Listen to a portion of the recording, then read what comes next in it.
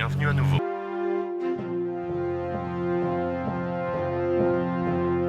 Hello there.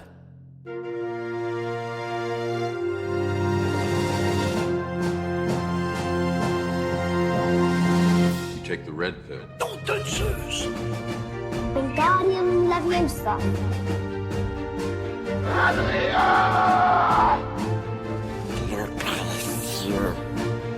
Get away from her, you bitch!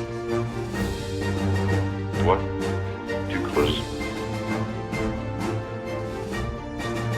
Hasta la vista, baby. Bonjour mes petits agents du IMF et bienvenue dans la saga. Votre mission, si vous l'acceptez, consiste à nous suivre sur l'intégralité de la saga Mission Impossible.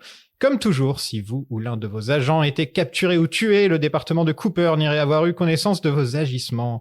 Cette semaine, nous allons vous parler de Mission Impossible Ghost Protocol, le film de Brad Bird, sorti en 2011. Pour m'accompagner, vous pouvez le retrouver du côté d'écran large, Mathieu Victor Pugebé, bienvenue dans la saga. Salut, merci pour l'invitation. Quelle est ta saga préférée ? Pendant très longtemps, c'était Mission Impossible, figure-toi. Ouais. Et suite à la sortie de Matrix 4, je me suis tout refait et vraiment, cette saga a vraiment regrimpé dans mon estime et est définitivement devenue, je pense, la suite de films que je préfère remater et voilà, pour moi, un sommet de divertissement absolu, quoi. Bon bah toi, tu reviendras. C'est ce que j'allais dire. Avec grand plaisir. Toi, t'as donné la bonne réponse pour gagner tous les C'est points. la première fois qu'on me dit Matrix Axel. depuis le début de la saga. Eh ben, ah C'est ouais? la première fois. Ouais. À part peut-être quand j'ai fait Matrix et que j'ai eu des invités qui étaient fans, mais en dehors de ça, c'est la première fois, si je me trompe pas, qu'on me dit Matrix dans la saga. Ah Eh ben, ouais. écoute. Voilà. Et tu parles aux plus grands fans français, ou même européens, je pense, de Matrix. Eh ben, écoute. Peut-être même mondial. Entre ça et Lynch, je pense qu'on va bien s'entendre. Bah tu vois là, il y a une photo de moi avec Keanu Reeves. Putain, mais waouh! Voilà. C'est ce que j'essayais de la pointer discrètement du doigt, mais Il pareil, regarde, là, il y a un buste de Néo. Enfin, y a un bus de Néo. Alors ça, et je suis vraiment en face d'un Il y a- tableau Mulholland Drive. Il y a un coin de mes livres où c'est que des livres Matrix. Là, Putain, je non, crois, en bas. bah, t'as une étagère de Lynch et t'as une étagère, Une étagère de Matrix. Sarvakovsky, Est-ce donc que t'es intéressé par une colocation? Qu'est-ce que c'est Mission Impossible pour toi ? Eh ben, pour moi, Mission Impossible, c'est d'abord la saga que m'a fait découvrir ma maman. Et C'est plutôt le genre de truc c'est plutôt le papa qui ferait Un truc de découvrir. garçon. Ouais. écoute, en l'occurrence, c'était la maman qui a grandi en plus avec la série, qui regardait la série copieusement, et donc qui m'a fait découvrir le premier film que j'ai beaucoup aimé. Mais c'est en allant en salle voir Protocole Fantôme que j'ai vraiment, parce que bon, de mon tout petit âge, c'est à partir de là que j'ai commencé à aller voir. Il les a films en 13 salle. ans. Absolument. Pour remettre dans le contexte. oui, pour une fois, il est plus jeune que moi.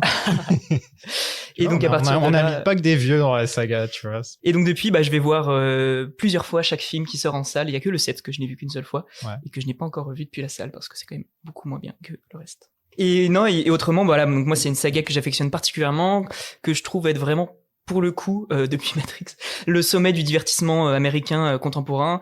Tu peux vraiment retracer un petit peu l'histoire d'Hollywood proche, juste en regardant les films Matrix, et ça c'est quand même bien passionnant. Et puis c'est quand même aussi la saga Tom Cruise aussi, et qui est un alien en tant que tel, donc c'est toujours un bonheur de le voir courir partout, et avec des cinéastes toujours fascinants, qu'on aime ou pas les films. Je me demande si John Wick aurait pas réussi à remplacer Ethan Hunt dans le cœur des gens maintenant que j'y pense là, comme on parlait de Keanu, ça me revient à l'esprit. Ouais. Dans le cœur, je sais pas. Après, l'influence qu'a eu John Wick sur le cinéma contemporain, oui, c'est clair que sur Hollywood, il a même dépassé quelque part. Ça marche mieux que Mission Impossible actuellement, quoi. Et puis surtout, oui, c'est vraiment le type d'action. Enfin, John Wick a vraiment imposé un style d'action au Hollywood contemporain, comme Mission Impossible l'a encore un petit peu n'arrive plus à le faire autant qu'avant, quoi. Je pense qu'on peut dire que Mission Impossible a marché pour que John Wick puisse courir.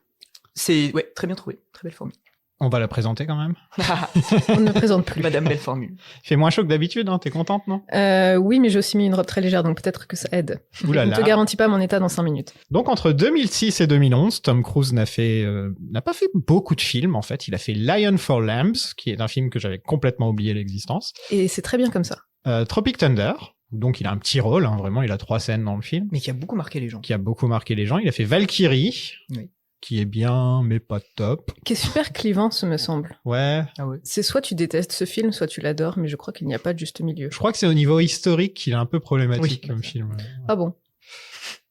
Et Night and Day, Qui est trop chouette. Mais qui est trop chouette. Non, tu peux pas dire ça. Tu l'as revu récemment? Non. Ah, ok. Parce que la dernière fois, il est passé sur France Télé ou quelque chose comme ça, et je me suis dit, trop cool, Cameron Diaz, Tom Cruise, bonne idée.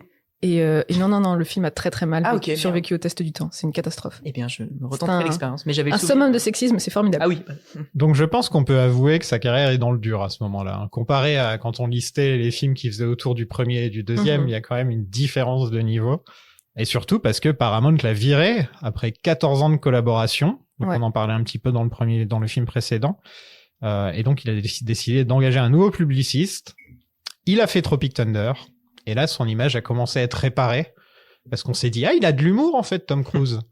Il peut jouer de son image. Il se moque des producteurs. Il ose y aller, quoi.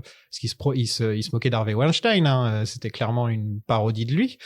Et c'est marrant quand même qu'un mec problématique parodie un autre mec problématique. Enfin, en attendant, on peut reprocher beaucoup de choses à Tom Cruise. C'est pas Néanmoins, non. C'est un des rares acteurs à ne pas avoir été accusé de ces choses-là. Bah écoute, il a kidnappé sa femme, donc... Oui, bon, c'est vrai. Et donc, il est temps de ressusciter sa franchise. Et Paramount accepte, à une condition. Un nouvel acteur devra être introduit pour un jour remplacer Tom Cruise. Ça a bien marché. Quelle idée. Bon, à leur décharge, la vision était un peu là, parce qu'à ce moment-là, Jeremy Renner commençait tout juste à entrer dans la célébrité un peu mainstream. Il avait fait Hurt Locker, il allait faire Avengers, ou il avait déjà fait En Avengers? fait, il avait déjà le rôle, parce qu'on le voit très brièvement dans le Thor de Kenneth Branagh, en 2011 donc, et par la suite, effectivement, il y a eu le premier Avengers en 2012. Et ensuite, il a enchaîné un peu les titres d'action très moyens, style Hansel et Gretel et compagnie. Il a fait le dernier Bourne aussi. Et j'allais y venir. L'avant-dernier Bourne. Il y en a un nouveau, là. Ouais. Paramount, quand même, qui accepte de récupérer Cruise assez facilement. Au final, après l'avoir viré comme une merde, c'était partout, je me rappelle, dans tous les journaux, dans tous les sites web, il était marqué Paramount vire Tom Cruise. Tout ça pour que 3-4 ans plus tard, à mon avis, il doit y avoir une raison financière derrière tout ça. Bien sûr. Parce que le troisième Mission Impossible n'avait pas si marché que ça. Hein, il avait moins marché, mais il restait quand même un succès assez... 300 assez millions il était à 400 millions et quelques. 400 millions, ouais. Comparé aux autres, c'est pas beaucoup. Hein. Ouais. Ben, il avait un budget de 150 millions, donc il a fait à peine 2 fois son budget. Ouais, donc c'est pas beaucoup, surtout pour un Mission Impossible, un film de genre qui coûte aussi cher. En même temps, le 3, on en a discuté, il a accusé et les pots cassés de Tom Cruise, qui était complètement en roue libre à cette époque, et le fait que les gens s'étaient un peu désolidarisés de la saga à compter du second. Et un mauvais réalisateur en plus. Donc... Il aime bien parce qu'il sait que le 3, c'est mon favori. Non, c'est surtout que j'aime pas JJ. C'est pas vraiment en rapport avec toi, là, pour le coup. Certes, mais dès que t'as l'opportunité de mettre un pic sur ce film... Je le fais. Parce que c'est quand même... Non, c'est bien. toi, Mathieu. Non, en plus, c'est pas si pire. Mathieu, est-ce que tu sais où est la patte de lapin? Dans le frigo. Je cherche toujours la patte de lapin. Ça fait une semaine que je cherche la patte de lapin, j'ai toujours pas trouvé. Et c'est là, tu sais, il nous la ramène dans le 8. Oh, quel enfer. Bah attends, on sait toujours pas ce que c'est. Si nous le ramène le gars qui est en Antarctique, ils peuvent nous ramener la patte de lapin. Non, mais c'est clair qu'ils recyclent tout le truc de la saga, ils sont capables de... Josh Applebaum et André Nemec sont engagés pour écrire le film. Ils sont derrière par la suite, parce que ça c'est le premier film qu'ils ont écrit. Par la suite, ils feront tous les Tortues Ninja avec Megan Fox. C'est quand même un très bon CV. C'est assez étonnant. Ils ont fait que celui-là. Et pourtant, c'est un des mieux écrits de tous. Au niveau des dialogues, au niveau de la dynamique entre les personnages... il est très rythmé, et c'est assez drôle que par la suite il soit retrouvé à faire Tortue Ninja pour Michael Bay, quoi. Après, ce qu'il faut voir aussi, c'est que il y a eu quand même énormément de réécriture durant le tournage. Enfin, j'imagine qu'on va en parler copieusement. Et c'est d'ailleurs l'arrivée d'un certain Christopher McQuarrie qui va devenir un petit peu le grand second de la saga. Mais donc je pense que, et d'ailleurs, on en parle beaucoup. Quand on lit un petit peu et écoute des choses sur le film, mais qu'il est assez différent dans le produit final que ce qu'il avait commencé à être lors de sa pré-production. Ouais, parce que tu disais Christopher McQuarrie, donc qui réalisera les 4 prochains Mission Impossible, puisqu'il va réaliser aussi le 8e. C'est lui qui a travaillé sur le script final, et il a décidé, par exemple, que Julia, la femme de Tom Cruise, la femme d'Ethan Hunt, que Julianne n'était pas morte en fait, parce que sinon dans le script original elle était morte, et il s'est dit mais ça annule complètement le film précédent, donc ce serait un peu bête quand même de la faire mourir off screen comme ça, alors que c'est la raison principale de vivre du film précédent. Et il a eu raison, je pense.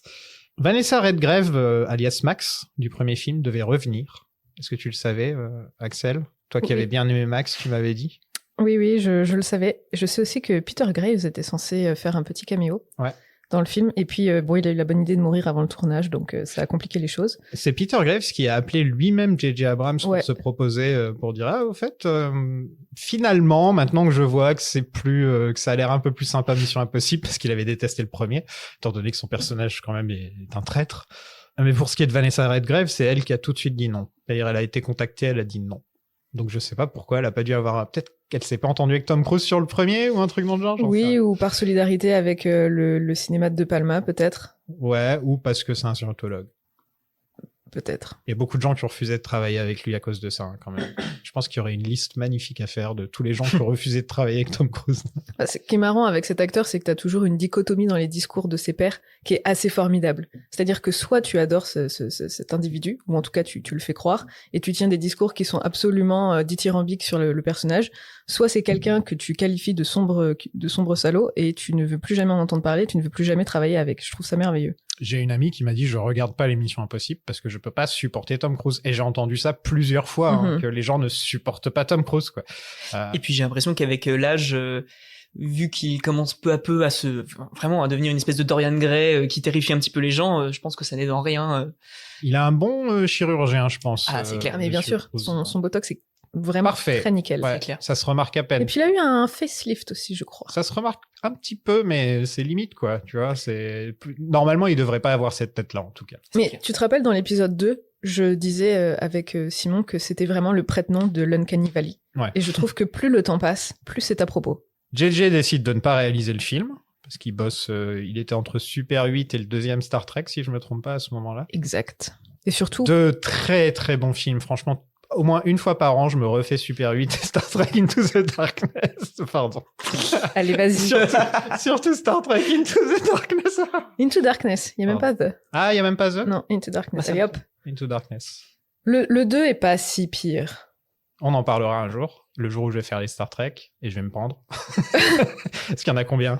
Il y en a 8, 9, 10, 11, 12. Dizaine, ouais, c'est clair. Ouais, il y en Ouais. a au moins 10, quoi. C'est si tu comptes la New Generation. Ouais, si bien tu sûr. comptes- Ouais, ça va être très difficile. Bah, en fait, le jour où je ferai Star Trek, je le dis pour les auditeurs, je ferai par époque. Je vais d'abord faire les anciens originaux, et ensuite je ferai les New Generation, et enfin je ferai les Kelvin, ils sont appelés, l'univers Kelvin, je sais plus comment ils les appellent. C'est J.J. comme ça Abrams. qu'ils les appellent. J.J. Abrams, il a un nom pour ça, mais je me rappelle plus ce que c'est exactement pour son univers. Bah, pour moi, c'est le Zachary Quinto Extended Universe. Le mais Zachary Quinto Extended Universe qui joue très mal. Tu peux pas dire ça. On passe à autre chose. En 2010, c'est Brad Bird qui est engagé à la réalisation, et je me rappelle avoir fait quoi? Mhm. Hein? Vraiment, Marie. Je me suis dit, mais pourquoi Brad Bird se retrouve à faire Mission Impossible? Pourquoi le gars de Ratatouille? Pourquoi le gars de Ratatouille? Eh ben, parce que, il a fait Les Indestructibles, oui, Ratatouille, Le Géant de Fer, le géant de fer à ce moment-là. ouais. et ensuite il fera Tomorrowland. Oui, Qui bon, est il a pas que... absolument super. T'aimes bien? Ah, c'est génial. Ouais. Oui, c'est vrai J'ai qu'il y a découvert il y a deux vraiment 4 jours pour préparer le podcast et je trouve ça incroyable. Là encore, c'est un film qui divise, tu vois. C'est un film où vraiment il y a des gens Bah, qui pour ceux qui détestent. l'ont vu, déjà. C'est vrai. C'est le qui l'ont. Je l'ai pas vu, je vais avouer. J'ai vu la bande-annonce et je me suis dit, ouais, non, Non, non, ça va aller. Que- Qu'est-ce que vous pensez de Brad Bird? Ouais, donc, Je pense que toi, ça pourrait t'intéresser puisque, du coup, en préparant le podcast, je me suis refait bonne partie de sa filmo. Et bon, de manière très lointaine, et je pense qu'on en reparlera plus tard, mais je pense qu'il y a, surtout à la poursuite de demain, une espèce de cousinage un peu lointain avec les sœurs Wachowski, sur la question vraiment un cinéma un petit peu, Cloud Atlas. surtout proche d'une forme de naïveté, mais assez politique en fait. Mais bon, on en reparlera. Mais bon, en tout cas, moi, Brad Bird, c'est un cinéaste que j'aime plutôt très bien. Je trouve que au fil de sa filmographie, il se bonifie vraiment avec le temps. C'est assez marrant de voir et revoir Les Indestructibles aujourd'hui avec le premier, où il y a des choses absolument super, mais qui a quand même un peu vieilli sur un certain nombre de choses, notamment sur la question de la gente féminine, et de voir comment le 2 réinvestit toutes ces questions-là, c'est vraiment intéressant. Bon, en tout cas, je trouve ça très intéressant que Crew soit allé chercher Bird, puisque L'Indestructible, c'est vraiment en plus d'être un film de super-héros, vraiment un hommage au cinéma d'espionnage et au James Bond à l'ancienne, quoi. C'est marrant, moi j'ai l'avis inverse. Je trouve qu'il Ok. il a bien commencé, il a mal fini, tu vois. Le géant de fer, c'est difficile de faire mieux que le géant de Oui, fer. c'est vrai. Non, mais ça, Déjà, tu c'est commences- vrai que c'est très cool. Tu commences par le géant de fer, tu fais les indestructibles qui pour moi est bien supérieur au deuxième. Hein. Je suis désolé, moi le deuxième, j'ai vraiment pas pu. Et il a très mal vieilli aussi, le deuxième. Le deuxième a déjà vieilli. Ouais. Il est sorti il y a 2 ans. Il est sorti Ah oui, non, ça fait un peu plus longtemps que ça quand même. 2019, 2019. Mais en tout Non, cas, 2018. en tout cas, le premier indestructible, mis de côté le côté un peu sexiste qu'on peut y trouver, moi personnellement, je l'ai pas forcément remarqué. Je trouve que ça se moque aussi pas mal de l'homme alpha dans ce film. Ça, c'est quand même un peu aussi ça le but du film, c'est que le personnage principal, c'est un homme alpha qui est triste dans sa vie, qui se prend pour qui veut avoir un moment American Beauty quoi dans sa vie, 40 ans, la crise. Donc c'est vrai que forme de fascination pour ces codes-là, quoi. Il y a Ouais. vraiment de la glorification du mec et tout. mais surtout, on sent qu'il y a une fluidité dans l'action et l'humour. Un mélange d'action et d'humour qu'on peut retrouver dans ce Mission Impossible là. Absolument. Je trouve que c'est là où il y a vraiment une filiation entre les deux. Carrément. C'est l'action d'humour quoi. Ou l'humour d'action, l'action d'humour. Je vais te rejoindre sur Brad Bird. Je trouve qu'il a très bien commencé et qu'ensuite il s'est un peu essoufflé avec le temps. Après, je peux aussi comprendre ce que lui trouve le brave Mathieu, mais c'est pas quelque chose qui moi me touche personnellement dans ma cinéphilie. Donc voilà. Moi, j'aime beaucoup Ratatouille. J'aime beaucoup Géant de C'est fer. trop bien. C'est vrai qu'on n'a même pas parlé de Ratatouille. J'essaie de le caser depuis tout à l'heure et personne ne rebondit dessus. Non, mais c'est un film parfait aussi, Ratatouille. Ou Toy Story. Tomorrowland, tu l'aimes pas? Non, j'aime pas du tout ce film. J'aime pas le casting. J'aime pas il y a beaucoup de choses dans en fait, j'estime que c'est un film un peu malade qui a souffert de ses ambitions et d'une production qui est un peu passée à côté du concept initial, à mon sens. Je ne lui retire pas ses qualités. C'est aussi une des raisons pour lesquelles Disney fait de moins en moins de films originaux live action et que maintenant ils se concentrent essentiellement sur des remakes live action parce que ce film n'a pas marché.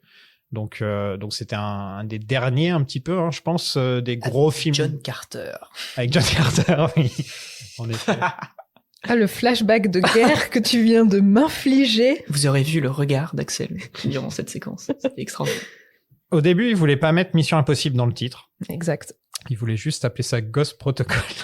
Ce que Et Variety, vous savez pourquoi?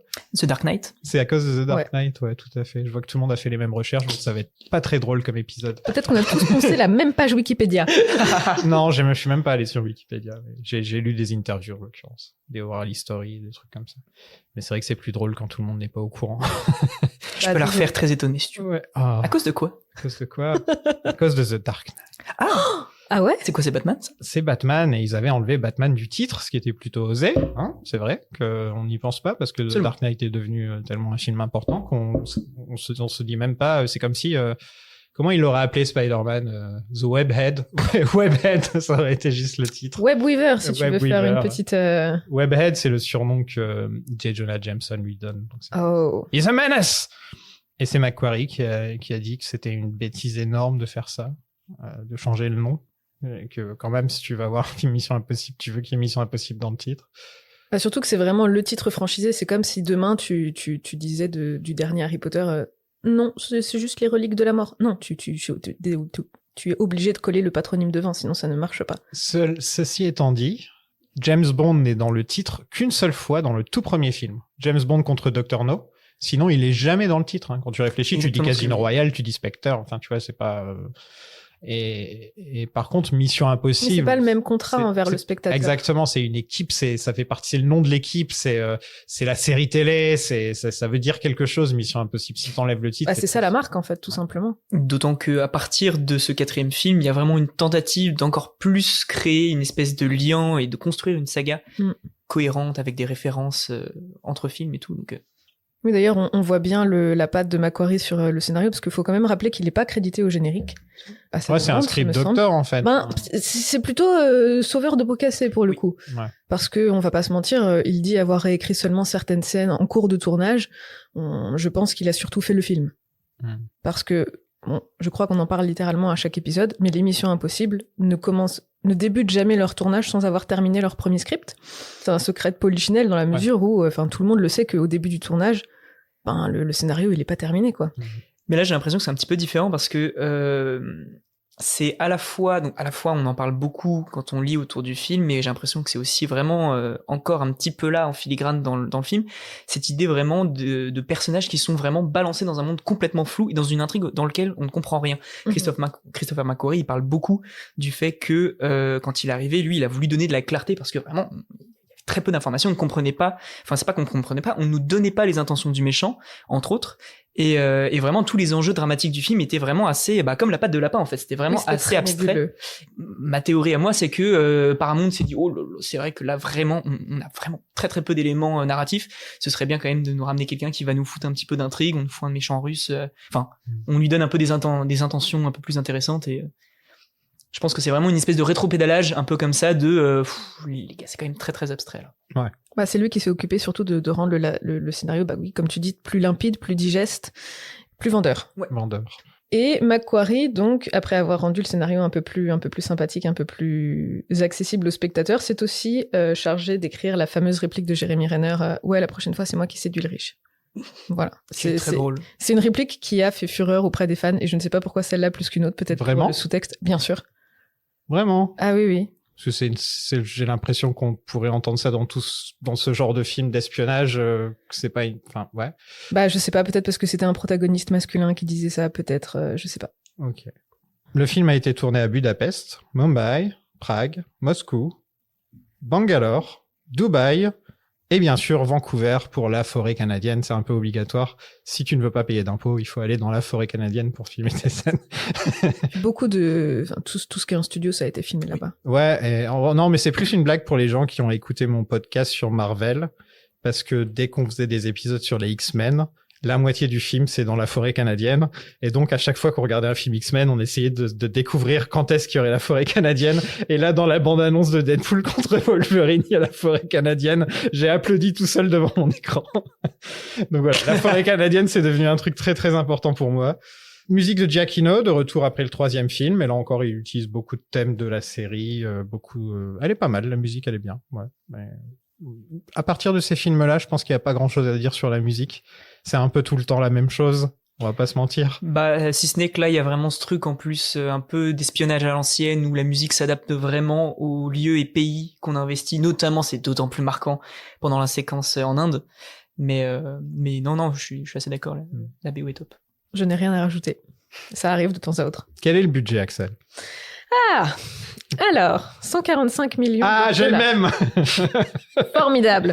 Peut-être que pour une fois... Je suis allé sur Box Office Mojo cette fois, je me suis pas fait avoir. Non, moi je vais sur JP Box Office. Ah, ok. Qui a tendance à arrondir, mais qui est généralement un peu plus fiable que Mojo, qui parfois a des écarts... Mojo, c'était 144,8, un truc comme ça. Ok. Et presque 700 millions au Box Office, donc le plus gros succès de la saga. En plus, ça prend pas en compte les ventes de DVD et tous ces trucs-là. Si, justement. Si, ça prend en compte, ça? C'est 692,9 en salle, 44,6 millions en achats et ventes de supports physiques, ce qui est quand même un peu curieux pour l'époque, parce qu'on était encore dans une période où les supports physiques fonctionnaient plutôt bien. Donc, je trouve ça assez faible, personnellement. Et tu arrives effectivement à 737,5 millions de dollars, ce qui est un peu plus de 5 fois le budget initial. C'est un peu plus aussi de 300 millions que le précédent, qui avait un budget très légèrement supérieur et qui n'avait donc engrangé que 448 millions de dollars. Prends ça, JJ. Voilà, c'est cadeau. Donc le comeback de Tom est réussi. Oui, parce qu'en termes de réception, il a super bien fonctionné aussi. Il a eu 93% sur Rotten Tomatoes, 73 sur 100 sur Metacritic, et sur Allociné, la presse lui accorde, attention, roulement de tambour, 3,9 sur 5. Les Inrocks lui ont mis 5 sur 5, en disant que Brad Bird, qui vient de Pixar, préfère se lever dans les codes établis de la saga plutôt que de les bousculer. Et West France, qui lui met une note un peu plus basse, mais qui dit, et là je la rejoins, spectaculaire, décoiffant, survitaminé, c'est bien là le hic à la longue, le manque de fantaisie et de surprise dans une production trop consciencieusement appliquée à tenir ses obligations. Et la dernière fois, mon brave Sofiane, tu m'as demandé ce que Roger Ebert en avait pensé. Il lui a donné la note de 3,5 sur 5 et qualifié le film d'incroyable thriller profitant de scènes d'action jouant la poésie visuelle. Bien joué, Roger. Ouais. Il est arrivé en 5e position du box-office mondial. Ah, 5e, ok. Ouais, sachant que c'était quand même une année avec des Marvel. Très riche, parce que t'avais Harry Potter 8, donc qui est forcément le premier du podium, Transformers 3, Pirates des Caraïbes 4 et Twilight 4, qui donc arrive devant le brave Tom. Twilight 4 ouais. a fait mieux que Mission Impossible 4. Oui, et oui. Twilight 4. Ouais. Genre, Kingdom après Part tout ce One. temps et tous ces mauvais films, il continuait quand même à aller les voir. Ah non, parce que justement, le 4, c'est celui qui vraiment entérine le fait que la franchise se pète la gueule. Le 3 était déjà pas terrible, mais il y a des tas de gens qui y sont Moi, quand même allés parce que... À partir du 2, j'ai fait... ouais, non. On va pas reparler de Jamais Twilight, vu Sofiane. Twilight. Et sinon, aussi, fait assez important, c'est qu'à sa sortie, Protocol Phantom s'impose comme le plus gros succès de la carrière de Tom Cruise, qui sortait quand même du gros succès de la Guerre des Mondes à cette époque-là. Et maintenant, ça doit être Top Gun 2, j'imagine. Ouais, c'est Top Gun 2. Juste après, c'est Fallout. Fallout, ouais. Ouais. Et Mission C'est fou, hein, c'est en Impossible. fin de carrière qu'il a le plus réussi, quoi. C'est ça qui est formidable avec ce garçon, c'est qu'il a réussi à trouver la recette parfaite pour se mettre en valeur et pour attirer le spectateur. Et c'est ce que dit Simon décrivait assez bien dans notre épisode sur le 2, c'est que et ce qui je trouve toute son importance dans ce film aussi, c'est que vraiment c'est un acteur qui réussit à passer un pacte avec son audience qui fonctionne de mieux en mieux à mesure que le temps passe. Peut-être qu'il commence à s'essouffler un peu du fait de son âge et du fait que maintenant la recette elle est un petit peu éculée. Mais en tout cas, pendant au moins 10 ans, ça a très très très très bien fonctionné pour lui. Et recette qui commence vraiment à prendre son ampleur avec Protocol Phantom. Exactement, nous aurons l'occasion d'y revenir. C'est là qu'il entre dans les livres d'histoire, en fait. Oui, Au niveau du plus grand cascadeur. Bon, on passe au film. F est assassiné à Budapest par Léa Seydoux, qui est le fantôme dans le titre. Pardon. tu couperas ça au montage, mais ce sont ses capacités de jeu qui sont le fantôme Oh. dans le film. Enfin, Oui. tu le couperas. Hein. Pendant ce temps, Ethan Hunt est en prison en Russie. Au début, je croyais qu'il était divorcé. Parce que je me suis dit, pourquoi il est en prison? Il y a dû avoir une embrouille avec sa femme. Parce que là, c'est la première fois que je les regarde d'affilée, les films, en fait. Mhm. D'habitude, je les regarde au cinéma. Et peut-être une deuxième fois des années plus tard, mais c'est rare, quoi. Et là, c'était la première fois que je les enchaînais. Et je me suis dit, comment la fin du 3 peut fonctionner avec le début du 4? Mais tu te dis ça sur tous les 4 premiers, Ouais, de c'est toute vrai. façon. Tu te dis pourquoi ça Ça devait commencer sur le personnage du méchant, sur Hendrix. Et d'ailleurs, la scène a été tournée et il est dans les bonus DVD du film. Ouais. Et d'ailleurs, c'est un Les assez bonus chouette... Blu-ray, je crois. Blu-ray, oui, peut-être. Enfin, Il est insignifiant, le méchant. Hein. Alors, c'est j'avoue pas que pour ça qu'on regarde j'ai- le film, quoi. j'ai un peu un unpopular opinion là-dessus. Moi, c'est un peu un plaisir coupable de ce J'aime méchant. bien. J'avoue que... Alors... Insignifiant, c'est peut-être le terme parce que vraiment sa manière de mourir, enfin vraiment il a ni une psychologie ni quelque chose de très marquant. Surtout comparé à Néanmoins- celui de précédent, quoi. Oui, alors ça- Il y a une différence de niveau, quoi. Absolument. Néanmoins, l'élégance et la prestance de Michael Nyqvist, moi j'avoue que je suis assez client de ça. Et d'ailleurs, oui, la première scène du film était assez intéressante. Enfin, il y a une espèce d'assez joli, assez élégant plan séquence que je vous invite à voir en effet sur les bonus Blu-ray. C'est la course-poursuite enneigée, ce me semble. Non, en fait, En fait- c'est un plan qui ressemble un petit peu au début de Parallax View. Ah, c'est le gars de Millennium, ok, Absolument. d'accord. Maintenant, je me disais aussi que je l'avais déjà vu quelque qui part. fait très thriller paranoïaque des années 70 où en fait lui il apparaît sur un fond noir comme ça et en fait il y a une espèce de plan séquence qui tourne autour de lui avec Mais un tu miroir. m'étonnes qu'ils aient coupé la scène, ça n'avait rien à voir avec la note d'intention du film. Bah oui, non. Alors non parce qu'il y a vraiment ce côté un peu justement un peu référentiel, un peu rétro de manière générale sur le film. Et puis je trouvais ça intéressant justement pour donner un petit peu de corps à ce méchant de commencer sur. Tom embête toute la prison en jetant des cailloux sur son mur. Ce qui est, J'adore. Vraiment, toute la prison peut l'entendre. Et c'était une idée de Monsieur Cruz qui ne savait pas quoi faire de ses mains pendant cette scène et qui s'est dit bon bah je vais jeter un caillou sur le mur et après donc le département des gadgets et autres c'est mis au diapason et il lui a confectionné ce petit caillou un peu poli par le temps et les usages. C'est quand même dingue de réussir à être stylé alors que c'est vraiment le fond de son crâne qui est filmé et il trouve Et en un plus, truc tu à peux faire pas dedans. acheter un caillou comme ça. bah non. Il revient pas. Ça, c'est pas Ben- une balle. C'est pas une balle, je veux dire. Ou alors tu l'envoies vraiment très fort et tu te démerdes pour faire un beau Tu ricochet. le limes. quoi. Ouais. Mais bon, la logique. Hein, c'est pas pour ça qu'on regarde l'émission Impossible. Bah surtout pas celui-là, ça c'est sûr. Benji ouvre toutes les cellules et passe du Dean Martin à fond dans les enceintes. Et on a j'ai une petite scène que j'aime bien. De toute façon, il faut le dire. Hein, Simon Pegg et Tom Cruise font un super bon duo. Hein, ça fonctionne super bien quand ils s'engueulent à travers la caméra. Et cette scène, elle est fun. Et c'est ça qui manquait un petit peu dans les 3 premiers, à part dans le 2 où là on peut dire qu'il y a vraiment un trop de fun. À la fois c'est drôle, à la fois c'est prenant, à la fois tu te poses des questions du pourquoi est-ce que Tom Cruise est en prison. Je trouve que dès la première scène, et tu le disais, avec la scène du méchant, je sais pas s'il y aurait eu la note d'intention.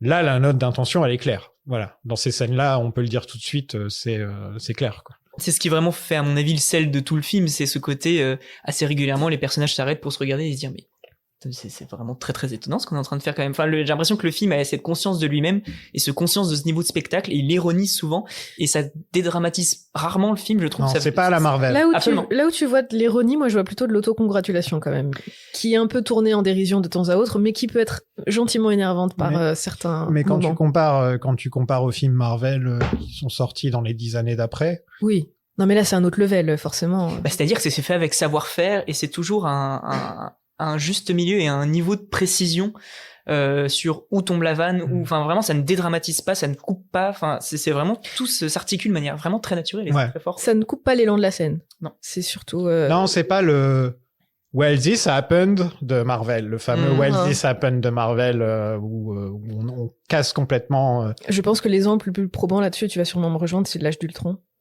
L'âge d'Ultron, oui, je dirais que le dernier Thor était pas mal aussi, oui, par exemple. Ah oui, non, mais je veux dire chronologiquement parlant, le premier, enfin, celui qui vraiment entérine pour de bon ce parti pris qui est vraiment le Whedon, quoi. Turbo débile, à mon sens. Non, mais ça, c'est pas le bon podcast, déjà. Oui, déjà. Allez hop.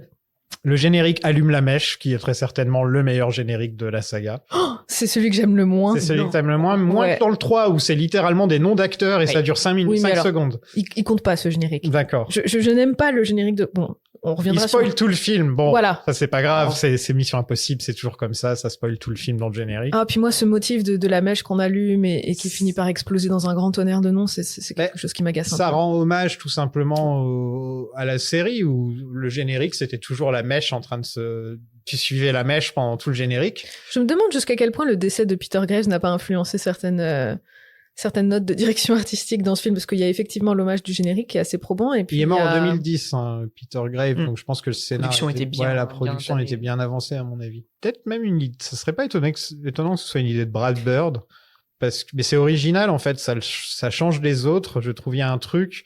Puis même le côté allume la mèche, c'est cool, quoi. Juste le côté allume la mèche et on suit la mèche, je sais pas, je trouve que c'est, pour moi, en tout cas des 4 qu'on a vus, c'est de loin le meilleur, avec peut-être le premier en deuxième, quoi. Et puis il y a ce truc qui est aussi assez rare quand même, et j'ai l'impression est quand même très précieux dans le cinéma de divertissement contemporain, et que voilà, à mon avis, il y a que Mission Impossible qui réussit à faire ça, mais vraiment cette idée de catapulter et de pousser à un niveau d'incandescence dingue, cette idée de l'épisode et du rendez-vous. Tu vas voir ton Mission Impossible, bah t'as ta cascade avec Tom Cruise, t'as ton générique stylé, et voilà. T'as Simon Pegg. Il y a Simon Pegg, et bon, bah dans le 7, à mon avis, tout ça est un petit peu plus fragile, mais vraiment pour les 4 films de Bird, Macquarie, moi je trouve que, en tout cas, moi j'y retourné avec grand plaisir, quoi, et pas avec ce niveau de cynisme et de je m'en foutisme de la saga Marvel, par exemple. Ça va être intéressant de se pencher sur le 7, parce que moi je pense qu'un des gros soucis de ces films, c'est que plus ça avance, plus ils durent longtemps. Oui. Et ça, c'est un défaut. Et on parlait de John Wick, c'est aussi le même défaut que j'ai avec le dernier John Wick, il dure quoi, 2h40? Ouais, il est intermittent. 2h40 moi, pour un film John Wick, quoi. Enfin, non, c'est pas possible. C'est pas possible. Mais d'autant plus que j'ai l'impression que plus la saga avance, et c'est particulièrement vrai avec le 7, plus il y a ce niveau un peu de gravité et de pesanteur dans la narration où ça se prend vraiment plus pour de la merde.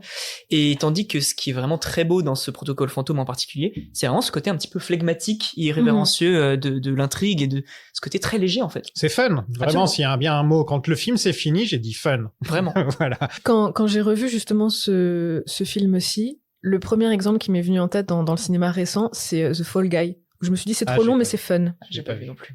Bon bah super, merci. C'est un film qui accuse un peu sa longueur, mais qui, quand tu le regardes, tu ne vois pas vraiment le temps passer non plus. Tu te dis à un moment ou à un autre que bon, peut-être que là c'est un peu exagéré, peut-être que si, peut-être que ça. Mais comme c'est un film qui, comme tu le disais, ne se prend vraiment pas au sérieux et est très très généreux aussi dans ses parties prises, c'est-à-dire que ça prend plaisir à donner plaisir aux spectateurs, ça prend plaisir à... Ah, c'est popcorn, voilà. Ouais, non mais voilà, c'est ce que j'ai dans mes notes. D'ailleurs, c'est un popcorn movie, mais la définition même pré-cynisme Marvel du popcorn movie. Vraiment le bon popcorn movie comme on pouvait avoir dans les décennies d'avant, quoi. Voilà. Et après, tu aimes ou tu aimes pas. Bah, de toute façon, on va pas se mentir, je pense que beaucoup vont me rejoindre, mais le blockbuster hollywoodien tel qu'on l'entend aujourd'hui est arrivé à un âge d'or dans les années justement 2010-2012. Je voudrais pas avoir l'air de mettre les pieds dans le plat, mais est-ce que je peux savoir qui est ce grand russe velu? Ethan travaille avec une nouvelle agent, donc l'agent Carter, à ne pas confondre avec l'autre agent Carter, bien sûr. Et avec John Carter. Qu'est-ce que vous pensez j'ai complètement oublié de noter le nom de l'actrice, je suis désolé. Paula Patton. On a révisé. C'est sympa comme nom, ça, Paula Patton. Elle est là essentiellement pour être vraiment le rôle de la fille. Oui. Celle qui s'habille sexy pour aller charmer l'Indien, celle avec Tom, tu vois, ils ont des petits regards et des petits trucs, on se dit will they, won't they, avant d'apprendre à la fin que non, il est encore marié, donc mais en tout cas pendant tout le film on te fait un peu croire qu'il va se passer un truc avec Oui, mais Tom. c'est comme d'habitude dans n'importe quelle Mission Impossible, et c'est, je pense, ma critique principale vis-à-vis de cette franchise, c'est son rapport, comme l'a très joliment dit tout à l'heure Mathieu, à la jante féminine. J'ai pas envie de faire ma féminazie de base, mais on va pas se mentir, c'est très très réducteur. Il y a un bon personnage féminin quand même, Oui. Rebecca Ferguson, qui est, Oui. qui, hélas, on s'en débarrasse un petit peu dans le dernier. Un peu facilement. J'ai aussi bien aimé Alley Atwell Ouais. dans dans le dans le dernier, qui était très bien.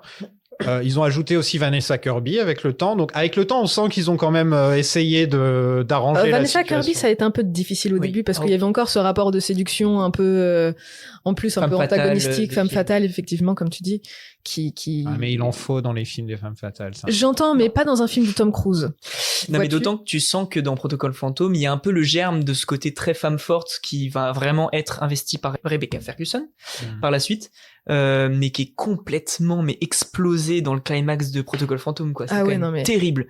Tu te dis, il y a vraiment un truc. En plus, t'as Paula Patton, donc C'est pour la moi le carrière défaut est du pas, enfin voilà, on la connaît pas dans énormément d'autres choses. Elle est pas Néanmoins, mal il y a un dans truc celui-là. vraiment physique. Il y a vraiment un truc où là où je trouve que vous avez très bien parlé du personnage féminin dans le deuxième film, dont le nom m'échappe, mais Naya. voilà, Eh oui, elle a un nom. celle-ci même. Là, il y avait vraiment de la matière, mais d'une part, elle a pas grand-chose à jouer, et en plus, ce climax, ça va pas du tout, quoi. Non. Elle est mise de côté, hop, une Ah, balle dans le. Pour moi, dans les côtes, c'est un peu le défaut du film, c'est qu'ils ont pas Oui. réussi à trouver un bon personnage. Voilà, tous les personnages dans l'équipe sont bien développés. Enfin, tu vois, Jeremy Renner ou Simon Pegg, ils ont tous leurs moments. Elle, ses moments à elle, c'est il faut charmer un mec ou. Ouais. C'est- Voilà, tu réduis toujours la femme à ses attributs et au final, c'est ce Voilà. que tu peux retrouver dans le premier. Oh, c'est une femme, elle sait mentir, elle sait non, dans le dans le 2. dans le 2, oui. C'est une femme, elle sait mentir, elle sait coucher avec des hommes, de quel C'est entraînement vrai que a-t-elle dans le- besoin? ça- dans le J'ai deux, ils pas disent revu ça. le film depuis longtemps, C'est mais Anthony les extraits que Hopkins. t'as mis. Anthony Hopkins, oui, j'ai mis les extraits, hein, Dingue. je les ai passés les moments. Oui, J'en ai j'ai- passé deux d'Anthony Hopkins qui étaient franchement Mais je pas me mal. souvenais pas. Oui, bonjour Anthony, tu vas récupérer un petit cachet Allez, pour avoir été. il est temps de affreusement rentrer sexiste. maintenant, papy. Ouais, vraiment, On dirait c'est qu'il ça. s'est promené sur le tournage. Il Le a fou du enregistré bus. cette scène, il s'est barré. Le Ah, fou du c'est bus. une putain. catastrophe. Euh, Mais ouais, pour revenir à ce personnage-là, moi, elle y est pour rien en plus, la pauvre, mais Non, elle est déjà, bien. elle est. Je trouve pas qu'elle soit très très bonne actrice. Après, elle a une très bonne présence physique, Oui. ça c'est sûr. Déjà, on aura l'occasion d'y revenir quand on parlera de Léa Seydoux, mais elle a tenu à faire ses propres cascades et ses. Léa Ah, son- aussi. Ouais. Et justement, c'est pour ça que Léa aussi, je ouais. commence ma phrase comme J'étais ceci. étonné de voir que Léa Seydoux aussi a fait ses Bah, je pense que quand tu vas jouer dans un film avec Tom Cruise, tu te dis bon, il faut que je prenne quelques cours d'aïkido au préalable. Mais puis surtout, c'est une comédienne, quand tu l'écoutes un petit peu, qu'on aime ou non son jeu, qui est très avide aussi d'expérience Oui. de jeu, et oui, voilà, de... Et puis elle a tellement ce syndrome de l'imposteur, Léa Seydoux, que fatalement, voilà, là encore comme tu dis, qu'on aime ou qu'on n'aime pas, c'est quelqu'un qui essaie toujours de se dépasser parce qu'elle est perpétuellement en train d'essayer de se prouver non seulement à elle-même, mais aussi aux spectateurs. Elle essaie de justifier sa place dans ce milieu en tant que d'héritière de Patrick Gaumont. carrément. Nepo Mais, Baby. voilà, c'est le Nepo Baby originel. Mais bon, après, voilà. Moi, j'aime bien Léa Seydoux dans les films français. Je trouve qu'en général, aux États-Unis, elle est employée à contre-emploi. Ça me fâche un peu. Là, par exemple, ce qui est assez intéressant, c'est qu'elle parle quasiment pas du film. Hein. Léa Seydoux est Puis elle a vachement quasi plus aucune basée. prestance. Sinon, tiens, fun fact, c'est très certain. Si je me trompe pas, hein, parce que ça se trouve dans les suites, il y en a qui apparaissent, etc. Est-ce que c'est la seule personne qui a joué dans James Bond et Mission Impossible? Ah. Maintenant que j'y pense, en fait, je me dis, elle a été la méchante dans Mission Impossible et là, la Bond girl avec qui se marie dans les derniers Craig. Et c'est d'ailleurs assez intéressant de faire le pont et la comparaison entre ces deux traitements entre Mission Impossible et James Bond, parce que tu parles de contre-emploi, j'ai pas l'impression que dans Mission Impossible, justement, elle soit prise pour son contre-emploi. Au contraire, elle joue vraiment cette espèce de C'est la femme femme glaciale fatale. et vraiment fatale, je sais pas, mais en tout cas, il y a vraiment ce truc de frigidité absolue, Mhm. tandis que chez James Bond, c'est quoi le premier? C'est Spectre, où elle apparaît? Non. Oui, Spectre. Si, ouais. pardon. Si. C'est vraiment c'est vraiment l'inverse, et c'est un peu ridicule du coup, mais je trouve que dans Mission Impossible, quand même elle a pas grand chose à bouffer pour le personnage secondaire de méchant qu'elle joue. Moi je trouve ça assez carré. Surtout dans la scène dans l'hôtel. Elle est dernière au générique alors qu'elle a un rôle assez important. J'étais assez étonné. Et c'est pas genre elle est assez doux, tu vois, à la fin. C'est vraiment c'est le tout dernier nom du générique. C'est vraiment un rôle second. Oui, mais quand même, elle est plus présente, Elle a plus peu de temps marquante. d'écran, hein. Elle est très marquante quand même. Oui, mais elle a peu de temps d'écran et T'as je raison. pense que c'est un ordre. J'ai pas fait attention à l'ordre dans lequel apparaissaient les noms, mais il me semble que ça a à voir avec le temps qu'il leur est imparti dans le film. Mais bon, j'y mettrai pas ma main à couper. Parce qu'elle est là que dans 2 scènes concrètement. Elle est là au début pour justifier le désir de vengeance de Paula. Enfin, je sais même plus comment de l'agent Carter. Et l'échange de diamants. Voilà. Ouais. La team doit infiltrer le Kremlin pour trouver un dénommé Cobalt qui a des codes nucléaires, donc c'est très très simple. Niveau histoire, c'est bondien quoi. Il faut récupérer un code, sinon il y a des missiles nucléaires. Là, on est vraiment beaucoup plus sur la fin du monde entier très rapidement. Il y a vraiment un côté fin du monde tout de suite, imminente, nucléaire, contre les Russes. Qui est assez bien déjoué par la suite. Qui est assez intéressante parce que le Kremlin, par exemple, de nos jours, c'est impossible de faire une scène au Kremlin. Tu vois. Si Tom Cruise, il pourrait pas faire de scène au Kremlin. Tu veux dire qu'on a un climat politique qui est un peu tendu avec la Russie en ce moment ? Ils sont pas tournés au Clément. Il était juste avant que ça, enfin, tu vois, juste au moment avant que ça devienne trop compliqué de pouvoir, ou impossible de pouvoir jouer au Kremlin. Et donc, ça fait que ces scènes sont encore plus marquantes, peut-être de leur rareté, en fait. Des gens, juste voir des Américains en train de se promener dans le Kremlin, c'est pas un truc qu'on voit régulièrement, tu vois. Et donc, en plus, ils le font exploser, quoi. Ils font péter le Kremlin.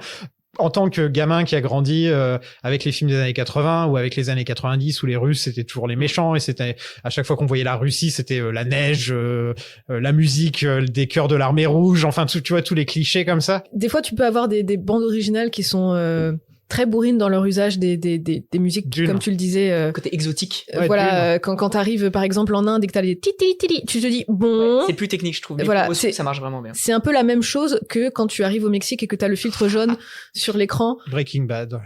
Bon, je trouve ça d'un mauvais goût formidable. Ouais. Néanmoins, effectivement, cette bande originale là met un peu tout le monde sur le même pied d'égalité. Il y a jamais de, comme tu disais, de cynisme ou de désir d'insulte ou de réduction. Donc c'est assez sympathique. Maintenant, effectivement, comme toi tu le disais, Sofiane, quand je me suis souvenue et que j'ai relu pour confirmer mes pensées que le tournage avait eu lieu à Moscou, je me suis dit, mais aujourd'hui, non seulement ce serait plus possible du tout, mais surtout, comment est-ce que la ville de Moscou, comment est-ce que l'État de Russie a laissé autoriser quelque chose pareil, non seulement le tournage, mais en plus, normalement, quand t'as un tournage dans une ville, la ville peut poser ses conditions et peut avoir son mot à dire sur le produit fini. Et un mec de la plus grande église américaine. Exact. Et en plus, donc, t'as, le numéro 2 de la scientologie qui vient tourner dans ton pays et qui veut de surcroît faire exploser un symbole aussi précieux que le Kremlin.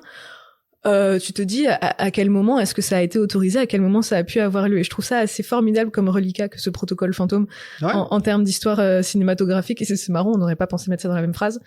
et c'est joli à regarder aussi. Les scènes sont bien filmées. Je trouve qu'elles ont assez mal vieilli. En tout cas, l'explosion en elle-même. Non, moi je parle de l'intérieur, tu vois, ils mettent bien en valeur parce que c'est beau le Kremlin à l'intérieur, c'est quand même un bel endroit, et ils mettent bien en valeur chacun tout l'arc. Il y a un certain respect dans la mise en scène qui est assez appréciable, effectivement. Il y a vraiment un truc où, c'est un peu comme quand, tu vois, c'est un peu comme quand ils ont laissé Sofia Coppola filmer Marie-Antoinette à Versailles, tu vois, tu sens qu'il y a quand même un respect de l'endroit où ils se trouvent. Ouais, mais c'est pas la même chose. Là, on a vraiment affaire à la production américaine, mais pure souche, avec le Tom Cruise, Paramount, etc., qui viennent donc s'introduire en terrain ennemi, j'ai envie de dire, parce qu'effectivement, sur le plan historique, depuis la guerre froide, c'est vraiment c'est l'ennemi héréditaire des États-Unis, la Russie, et tu te retrouves avec un produit fini qui finalement, ils font péter le Kremlin, mais qui finalement va pas tellement antagoniser que ça. Non, il y a le flic russe. La Russie. Il y a le flic russe, mais en fait, on se rend compte que c'est un gentil qui fait juste son travail, en fait, quoi. C'est un mec qui fait son travail, voilà. Tom se déguise en général russe, qui lui ressemble comme 2 gouttes d'eau, ça tombe bien. C'est le seul film où il met pas de masque, Tom. Ouais. Cette fois, il est vraiment déguisé comme dans le premier, tu vois. Il a un faux nez, une moustache. Donc c'est un petit retour au côté old school un petit peu où on se déguise plus qu'on met un masque magique qui... C'était une demande de Brad Burns, il me semble, qui a voulu énormément jouer avec les gadgets et avec les codes de l'espionnage.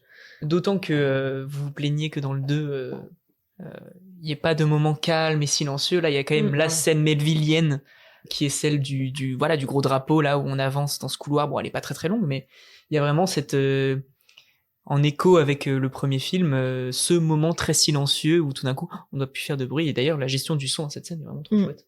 Et puis c'est un hommage à la série aussi. Ouais, c'était une idée de la série, en effet, où ils avaient exactement la même chose. Donc, et l'humour est encore parfait parce qu'il y a Benji qui est là et ça fait plaisir de voir Benji dans l'équipe. Maintenant, c'est pas juste le mec derrière son ordinateur, Benji. C'est ça qui est bien.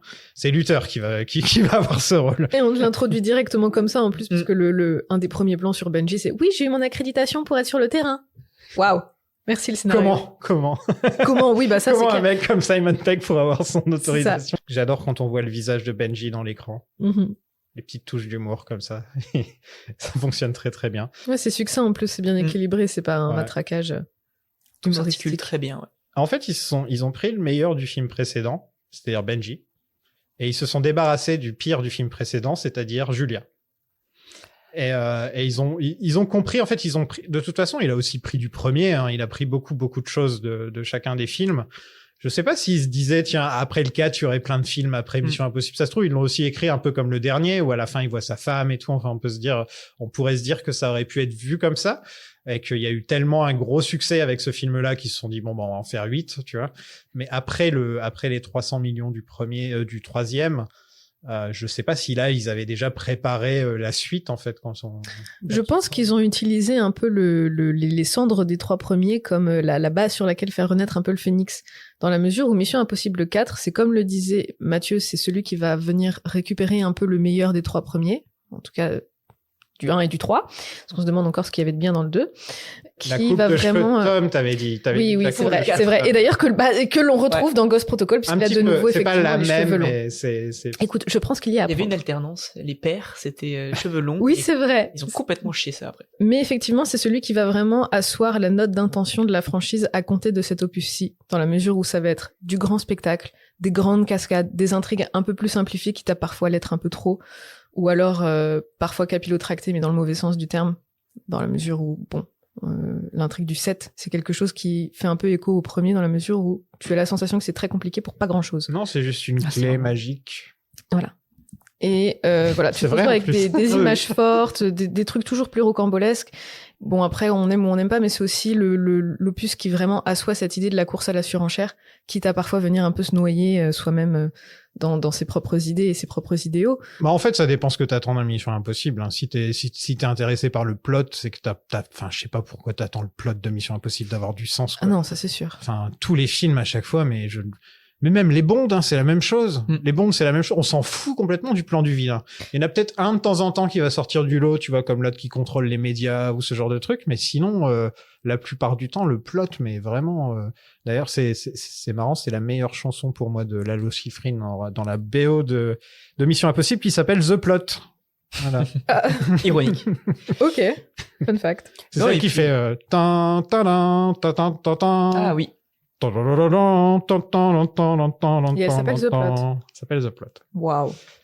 Non, mais puis tu sens qu'ils ont vraiment trouvé un ton, ce ton-là, et que moi d'ailleurs, enfin vraiment, j'ai l'impression qu'à partir du 4, il y a vraiment presque la saga qui continue à se bonifier encore jusqu'à, à mon avis, Fallout qui est, je sais pas si c'est mon préféré, mais en tout cas, je sais pas si c'est le meilleur, mais en tout cas c'est mon préféré, mais qui est vraiment le sommet sur le point de l'action, sur le point de voilà, vraiment d'orfèvrerie de narration, enfin pas tellement de narration du coup, mais de savoir-faire de cinéma et de technicité de cinéma. Moi le 6, je suis allé le voir 3 fois en salle, je crois, et à chaque fois le climax, j'étais toujours autant serré du cul devant, quoi. Il y a vraiment ce truc où tu sais où ça va. Globalement, il y a peu de chances que Tom Cruise meure à la fin du film. Ça serait quand même génial s'il y en avait un où il rate. Et là l'hélico non mais voilà, il y a quand même très peu de chances que les gros membres, quand même très peu de chances qu'il y ait des membres importants de l'équipe qui meurent, et pourtant t'y vas, et c'est tellement bien foutu que t'es vraiment pris dedans, quoi. C'est peu des banalités que je dis, mais ça me semble être vraiment l'exception parfaite du cinéma hollywoodien actuel, quoi. Ça n'arrive jamais que de ressentir ce niveau d'intensité, je trouve, devant un film américain. C'est rare. Ouais, c'est très rare. Tom qui passe de général à touriste, c'est assez parfait. Il a un t-shirt Bruce Springsteen. Et donc, ils ont dû demander à Bruce Springsteen les droits. Il a refusé pendant des mois jusqu'à ce que Tom Cruise, qui habitait pas très loin, Et elle est le voir et elle dit salut Bruce, est-ce que tu veux bien qu'on mette le t-shirt? Et Bruce a fait bah oui, pas de problème. Tu crois qu'il y allait avec un globe à dans mon la avis, ceinture. à mon avis, c'est les agents ou un truc comme ça qui devaient dire ah non, on va pas se mêler à la scientologie, etc. Mais une fois que Tom Cruise vient te voir avec son grand sourire, est-ce que tu peux dire non à Tom Cruise, quoi? Enfin, ça doit être, il doit tellement te mettre la pression avec un regard il ne cligne jamais des yeux, tu vois, il doit te fixer droit dans les yeux. Tu sais à qui vient de me faire penser Tom Cruise là tout de suite maintenant? À Homelander. À Macron. Non. Le Kremlin explose et 30 minutes de film. Et Tom court. Enfin, ça y est, on a enfin un Tom qui court, là. C'est bon, on est bien rentré dans le film, là. Mais là encore, tu vois, on te donne juste un petit avant-goût. Oui. C'est vraiment un summum d'équilibre, un peu ce film, dans la mesure où tu vois un peu Tom Cruise courir, mais c'est pas un plan qui lui met franchement en valeur. Ça dure pas très longtemps en plus. Et Non, tu mais sais que ça va arriver plus tard. Tu dois, en fait, donner c'est la petite goutte, tu vois, un petit peu dans le film. Oh, bah, t'as Tom Cruise qui va courir pendant 10 secondes là. Et petit à petit, il va courir de plus en plus. Et à la fin, il va vraiment courir avec un hélicoptère derrière lui en train de lui tirer dessus, tu vois. C'est obligatoire, de toute façon, d'avoir au moins une scène où il court comme un ouf. Je pense que c'est aussi obligatoire avec le temps d'avoir des scènes d'hélicoptère, des scènes de moto. Les scènes de moto, il aime bien la moto, Tom Cruise, quoi. Oui. C'est un peu Puis un c'est- film sur 2, il y a une moto, quoi. Puis c'est dans l'ADN des films d'espionnage, vraiment, de Ouais. jouer aussi avec les Ouais. moyens de transport. Et... C'est vrai que je crois qu'il n'y a pas un appareil, qu'il soit automobile ou marin, qui ne soit pas figuré à un moment ou à un autre dans la franchise Mission Impossible. Sous-marin? Il y a juste Ah bah, pas de dans le sous-marin, dernier. je crois, mais techniquement, il est un peu sous-entendu, non? Tout de suite, j'ai pensé au sous-marin dans Fast and Furious. Oh mon Dieu! Tu sais que quand j'ai revu le film, ma chère et tendre moitié, justement, m'a dit, mais tu sais quoi, s'il y avait un peu plus de voitures dans Mission Impossible, ça pourrait être Fast and Furious. J'étais là, genre, bon, tu exagères un peu quand même. Et puis Mission Impossible 7, qui reprend la scène à Rome. Mais c'est vrai que je verrais bien, tu peux virer Vin Diesel remplacé par Tom Cruise et ce serait pas choquant. Non, mais c'est ça, Bah, tu non, mais- peux mettre Tom Cruise chez Fast and Furious et ça passe, par contre, tu ne mets pas Vin mettre Diesel chez non, Mission non, Impossible. tu peux pas. Non, mais Mais le côté famille où il boit une bière avec ses potes, et je trouve que Tom Cruise pourrait vraiment le vendre parce qu'il aime bien être le mec normal, Tom Mm. Cruise. Et ça, c'est un truc qu'il aimerait faire. le pont est pas déconnant en plus, parce qu'il y a vraiment ce niveau de générosité. Bon, jusqu'à un certain point, peut-être que la saga Fast and Furious n'a pas le niveau de savoir-faire qu'a Tom Ouais. Cruise et la saga Mission Impossible, mais il y a vraiment cette même volonté de t'en foutre plein la gueule, d'avoir un nombre de, justement, de véhicules, d'explosions et machin. Et le côté, en effet, très famille, très groupe, très équipe. Et très Qui premier commence degré. Ah, absolument. Mais en fait, De moins en que moins ce avec soit Fast and Fast ou Ethan Hunt, c'est des super-héros, en fait, quand on réfléchit. Ah, mais bien sûr, mais de toute façon, Fast and Furious, c'est une franchise qui passe beaucoup plus facilement auprès de son public si tu pars du principe que tu regardes un manga. Ou un Marvel ou un truc comme ça, quoi. Mais même pas nécessairement, pour moi, ça recycle un peu les codes de l'animé dans la mesure où, bon, t'as une voiture qui passe d'un immeuble à un autre, c'est normal, ça passe. Pourquoi ça devait marcher? Qu'est-ce qui devait marcher? La fusée sur le corps. Pourquoi ça devait marcher? Ça a marché? Oui, je sais, mais... Oui, mais pourquoi? Enfin, comment vous saviez que ça détournerait leur tir? Je savais pas. J'ai fait à l'intuition. D'accord. Bon, mais c'était quoi votre scénario? Ah ouais, il y a un type sur qui on tire dans l'eau. Et tout à coup, il décide d'allumer une fusée et se barre à la nage. Qu'est-ce que vous avez cru qu'ils allaient penser? Penser? Ouais. J'ai pas cru qu'ils allaient penser. J'ai vu seulement qu'ils tiraient sur tout ce qui bougeait, alors je leur ai juste donné une cible. Ces gars-là, c'est pas des intellos, vous savez. Tom s'évade de l'hôpital, il se prend une camionnette dans la tronche. Elle est très chouette. Il vole la des scène. vêtements. Il est de nouveau recherché par les autorités pour la 3e fois en 4 films. Bravo, Tom. Et une nouvelle fois désavoué. Mais à chaque fois, c'est Bah là, que dans le 2. Mission Impossible qui est désavouée. C'est que dans le 2 Oui. ou pas une seule fois il est désavoué, en fait. Mais sinon, dans tous les Missions Impossibles normaux, on va dire ça, il se fait Bon, toujours- Mission Impossible sans John Woo. Et Jeremy Renner est là. Est-ce que vous vous souvenez de Jeremy Renner? Vas-y, Donc, Mathieu. il voulait qu'il remplace Tom un jour. Mais comment est-ce qu'ils ont pu imaginer ça? Mais en fait, Tom a décidé, les gars, je vais faire ma propre cascade jusqu'à ce que je meure. Il y aura aucun autre acteur qui va vouloir faire la même chose. Donc, vous êtes bloqués. En plus, Renner, ils l'ont écrit comme un mec qui passe le film à se plaindre. Mm. Mais vraiment, hein, il est écrit comme le mec que dès qu'il y a une idée, il fait « Ah non, faudrait pas faire ça, c'est trop dangereux. » Pendant tout le film, ça me donne vraiment pas envie d'avoir un film sur lui. De mettre en péril, en fait, ce personnage en le tuant dans l'œuf, justement, en lui donnant ce rôle un peu bâtard dans la franchise pour justement affirmer le fait que jamais Tom Cruise ne pourrait se faire détrôner par ce pleutre. Il revient dans le Il revient cinq, dans le suivant, mais après on n'en entend plus parler. Mais c'est pas déconnant de prendre Jeremy Renner. Alors, l'exécution et la caractérisation du personnage Dans est les assez noms inégale. envisagés, il y avait quand même des choses un peu plus sexy que Jeremy Renner. Oui, mais il y a vraiment ce côté, justement, à la fois assez physique et en même temps un peu nonchalant et encore une fois un peu flegmatique. Il joue un mec normal, qui souvent. partage, absolument, Voilà. qui partage assez avec Tom Cruise. Dans tous ses films, il joue un mec normal. Regarde Hawkeye dans les Oui, c'est ça. Avengers. À chaque fois que je le vois, c'est genre le mec un petit peu sarcastique, qui est toujours un peu détaché parce que lui, il est normal comparé aux autres. Qui Et là, va dans un ce peu bon film-là, gré mal gré aussi. il est un Oui, peu c'est ça. bougon, il est un peu désagréable. Mais en tout cas, Bad Robot, donc la boîte de prod de J.J. Abrams, voulait que ce soit Josh Holloway qui ait le rôle. Lui, il se retrouve dans la première scène du film, donc c'est l'acteur qui jouait dans Lost, qui était plutôt connu pour Lost. Et Paramount a insisté pour que ce soit Jeremy Renner. Donc en fait, on aurait pu avoir un personnage complètement différent parce que Josh Holloway et Jeremy Renner, c'est pas du tout les mêmes Non. acteurs, quoi. Déjà physiquement et tout, ça n'a rien à voir. Donc ça aurait été intéressant. Je pense que ça a été une erreur de leur part.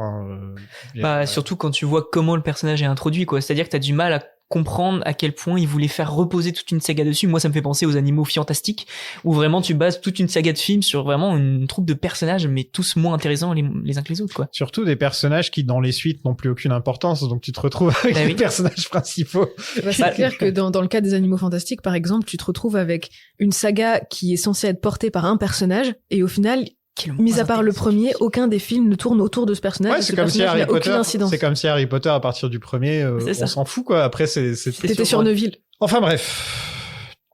On n'est pas là pour parler de JK, on n'est pas là pour parler de JJ, on est là pour parler de TC. Eh mais cela dit, en parlant de produits finis, donc rien à voir avec JK, JG et compagnie, mais quelque chose qu'on a oublié de mentionner en parlant de la production tout à l'heure, c'est que Edgar Wright aurait pu faire le film. Il avait été appelé initialement avant de finalement refuser parce qu'il était en pleine post-production de Scott Pilgrim. Et là, on se dit, ouais, Jeremy Renner, qu'est-ce que ça aurait pu donner si ça avait été Josh Holloway? Imagine Mission Impossible Protocole Fantôme si c'était Edgar Wright au rêne du bébé. Bon, écoute, le film est déjà très très bien, donc Oui. j'ai pas envie d'imaginer. Non, mais et puis surtout en vrai sur la question de la fluidité du mouvement et de quelque chose d'absolu de tempo et de je dirais pas que comment il s'appelle Brad Bird est une espèce de cousin de Edgar Wright, mais je suis pas loin de le penser, quoi. Ouais, Il y a il y a vraiment un un truc quand ouais. même assez voisin en fait niveau en tout cas de personnes qui sont vraiment à un niveau de précision dans leur découpage et dans leur montage. Je pense qu'ils aiment les mêmes choses aussi, à mon avis. Disons que Brad Bird serait une espèce de Edgar Wright un petit peu plus mesuré, quoi. Quelque Mais part. en tout cas, Edgar Wright, tu vois, quand tu compares avec Ant-Man, il devait faire Ant-Man, et finalement, il y a eu le Ant-Man qui est sorti. Le Ant-Man qui est sorti est pas génial. Il est bien, sans plus, tu vois, et c'est pas un grand film, quoi. Et là, je me dis, j'aurais bien aimé voir ce que Edgar Wright aurait fait, alors que sur Mission Impossible, j'ai déjà un bon film. Donc, j'ai pas commencé à me dire, en fait, ça aurait été mieux avec un tel ou un tel. J'ai déjà un film que j'aime beaucoup, donc. D'autant que sur Ant-Man, il avait commencé la production. Oui, là, donc, c'est encore différent. Ouais, il bossait pendant 1 an, je crois. Ouais, carrément. Le film ne s'arrête jamais, on passe d'une fusillade dans l'eau à essayer de rentrer un code sur un train en mouvement. Il y a le président qui a déclenché le protocole fantôme. En fait, le film ne s'arrête quasiment jamais jusqu'aux 3/4 du film, je pense, où là, il commence un peu plus à se poser. Au moins une grosse moitié du film, ça n'arrête jamais. Ça te balance vraiment beaucoup de choses à la tronche. Et à chaque fois, ça fonctionne. C'est pas des mauvaises choses. Tu vois, il y a pas un raté pour un réussi ou quoi que ce soit. En fait, il reste pas sur la même note. À chaque fois, il fait des variations et tout. Et on en reparlera pour le passage dans le Burge. Mais il y a vraiment un sens de la bifurcation et de passer d'un niveau d'action à un autre niveau d'action. Et c'est Il y a un vraiment excellent usage. Tu parlais de découpage. Je trouve que l'usage de la topologie, par exemple, dans ce film-ci, est probablement le plus apothéotique peut-être de la franchise. Il y a une chose dont je parlais déjà tout à l'heure, c'est l'humour. Par exemple, ils ont beaucoup de gadgets à disposition. Ils ont ce truc avec tous les gadgets, c'est encore plus que James Bond, quoi. James Bond, d'ailleurs, qui avec le temps n'a plus de gadgets, alors que Mission Impossible, avec le temps, a de plus en plus de gadgets. Ils ont fait le chemin inverse. On dirait que James Bond, ils ont voulu l'ancrer dans une sorte de réalisme, où en gros il y aurait pas de montre laser ou ce genre de truc comme on pouvait voir dans les Bonds précédents de l'époque, alors que Mission Impossible, eux, ils ont complètement accepté les gadgets. En fait, ça fait partie du truc, et surtout dans ce film-là, tous les gadgets se cassent. Oui, c'était une Tous. demande de Brad Bird. Mais tous, hein. Mais vraiment, dès qu'ils utilisent un gadget, ça se pète. Et Ça malfonctionne, Ça ou- apporte un truc encore plus au film. Parce que c'est vrai que s'ils avaient juste les gadgets, ce serait simple, ce serait facile. Alors que là, vraiment, il y a des complications, quoi. Bah carrément, et puis comme tu le dis Axel, c'est un apport de Bird et ça rentre un petit peu dans ce que je voulais dire en début d'enregistrement, c'est vraiment cette idée de le seul truc, et c'est d'ailleurs une phrase de Tom Cruise à la fin du film, le seul truc qui fonctionne en fait dans les missions et dans le film, bah oui, mais c'est l'équipe. Il y a une espèce de film un peu rêvé qu'on pourrait avoir qui est celui d'un Mission Impossible Protocole Fantôme où on comprend rien à l'histoire, les gadgets fonctionnent pas et il y a juste ce groupe de gens avec des personnages qui fonctionnent bien et qui interagissent bien et ça à mon avis ouais voilà c'est vraiment la personnalité de Bird, c'est-à-dire que lui il fait pas un film plastiquement avec beaucoup de personnalité comme l'a fait Brian De Palma ou John Woo, mais par contre en termes de thématique, lui c'est quelque chose qu'il a vraiment voilà, il rajoute vraiment ce côté collectif quoi, l'idée du collectif dans le film. Mais je trouve qu'il fonctionne pas très bien. Et ça, c'est un de mes peut-être griefs avec Mission Impossible, ou en tout cas jusqu'à... Ça fonctionne avec celui-ci. Benji, mais en dehors de ça, c'est vrai que les deux autres personnages sont pas... Bah, disons que depuis le début de la franchise, tu te retrouves avec des pièces rapportées qui viennent se greffer, voilà, d'un opus à un autre, mais qui ne sont jamais là pour rester, qui parfois sont là en plus pour les mauvaises raisons, ou alors qui sont mal employées, mal utilisées, qu'on n'étoffe pas nécessairement très bien au scénario, et de fait, t'as du mal à t'attacher à ces individus, et tu te demandes...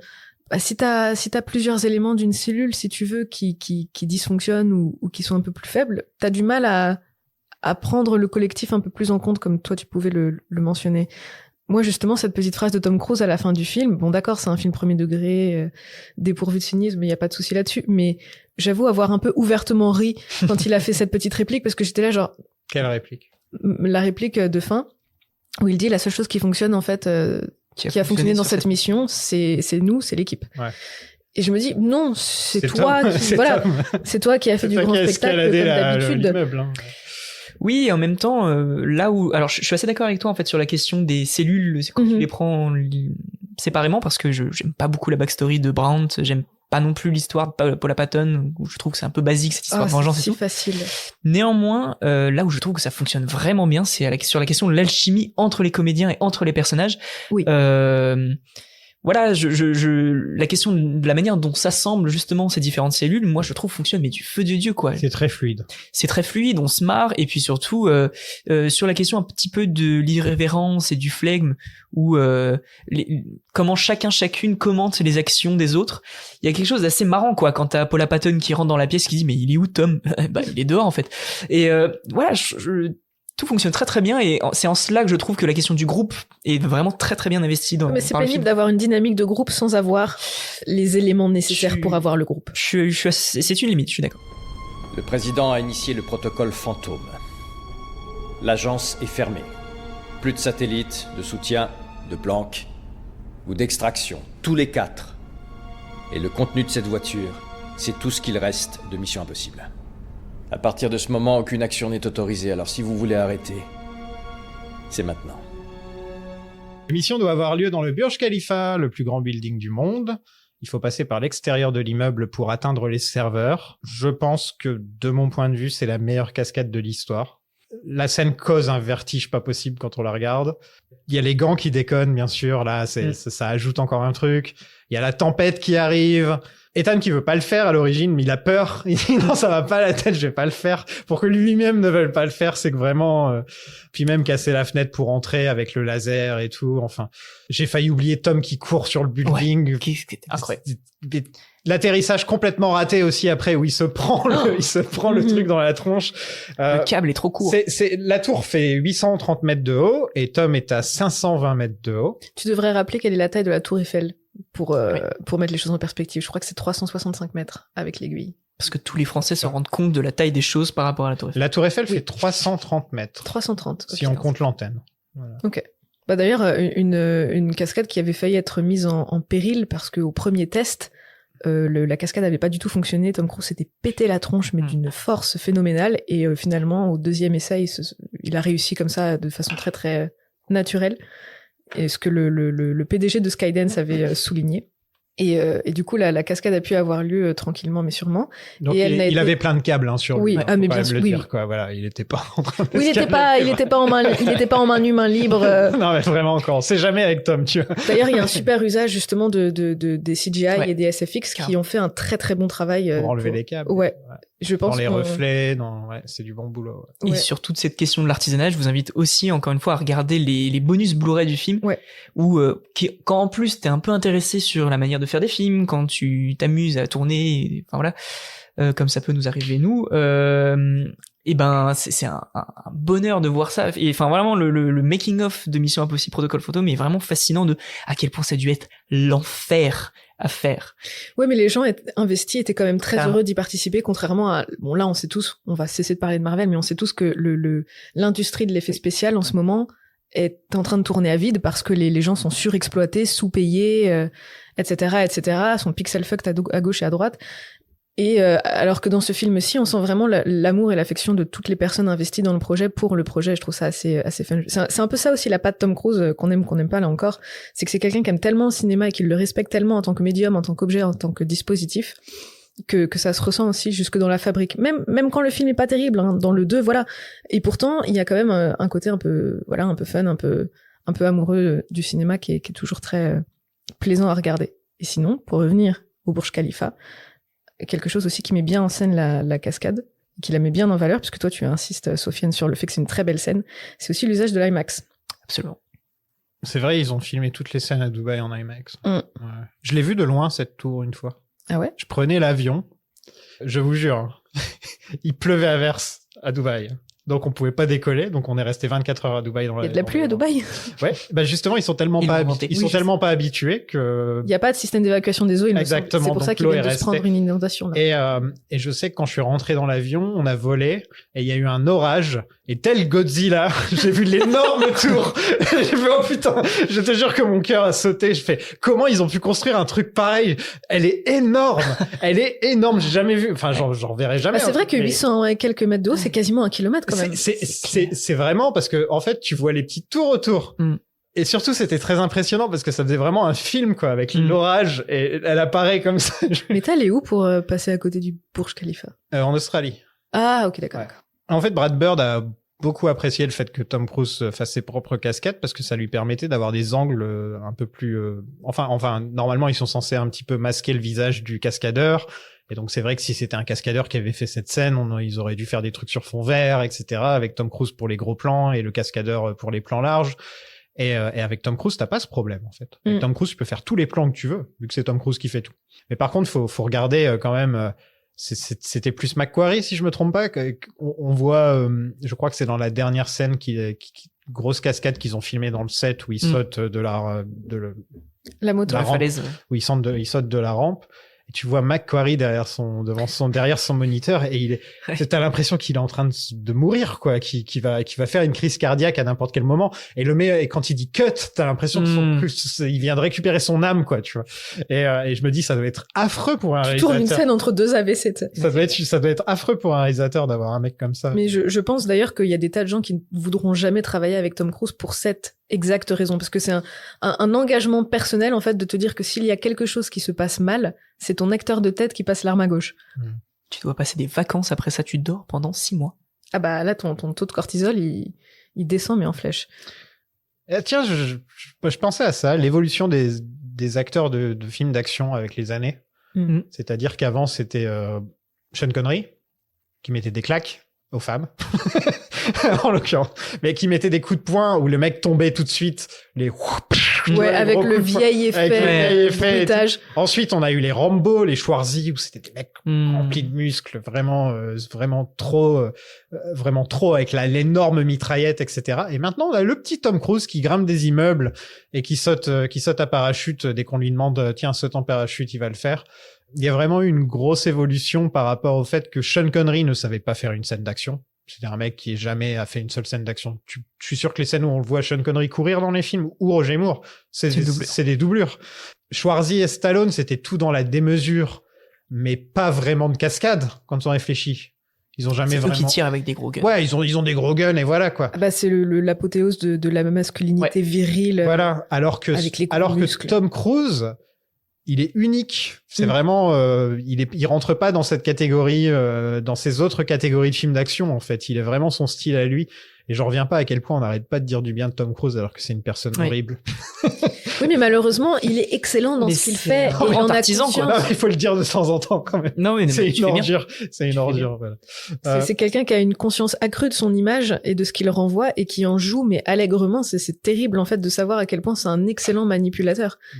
Le fait qu'il ait réussi avec ce film à engranger le plus gros chiffre de la franchise, justement, à date, donc à la date de la sortie, en tout cas, j'entends, alors qu'il sortait de la promo du 3 qui avait été catastrophique et s'est fait radier par Paramount à la moitié d'Hollywood, je trouve ça mais absolument formidable. Et il a joué de son... Justement, comme tu le disais, il a fait un peu de comédie, etc. Il a voulu jouer un peu l'image du nice guy de service, et ça a super bien fonctionné. Et ça se retrouve dans ce film-ci, où effectivement c'est un peu plus humoristique, il a un peu plus le rôle du gentil garçon qui est là pour ressouder les trous, pour remotiver tout le monde, etc.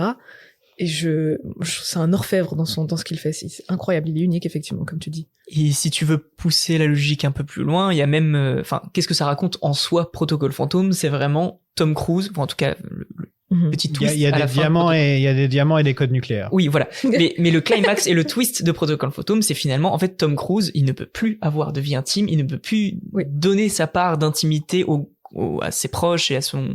Il y a que Jeremy Renner, en fait, qui apprend que la femme de Tom Cruise est encore en vie, et le côté intimité de Tom Cruise, ou en tout cas d'Ethan Hunt dans Mission Impossible, mais qui est celle de Tom Cruise dans les médias de manière générale, est complètement effacée, en fait, à partir de l'explosion Mission Impossible 3 et la guerre des mondes. Lorsqu'il revient avec Protocole Fantôme, ça y est, la seule définition de Tom Cruise, c'est ce corps qui court et qui fait des cascades, et qui, en fait, il les aime pas, au fond. On peut aller boire des coups avec lui. Et qui saute sur les canapés. Non, ça, on en parle. Mais non, justement. On n'en parle plus de ça. Écoute, c'est juste un léger souci, hein. Pas de quoi s'inquiéter vraiment, mais nous allons devoir entrer dans la salle du serveur par l'extérieur. Quoi? Ben, les pare-feux sur le serveur de cet immeuble sont de niveau militaire. Je veux dire que ce serait du gâteau si je pouvais appeler Youssef au quartier général, mais Youssef n'existe plus, comme tu le sais. Et d'ailleurs, nous non plus. Je pourrais le pirater, mais ce serait trop long. Et en branchement direct? Il y a 4 sécurités nouvelle génération entre la salle du serveur et nous. Il n'y a aucun moyen d'y entrer par l'intérieur.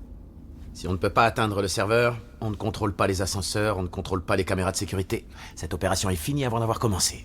Je te l'ai dit, nous pouvons l'atteindre en passant par l'extérieur. Nous? Moi, je suis sur l'ordinateur.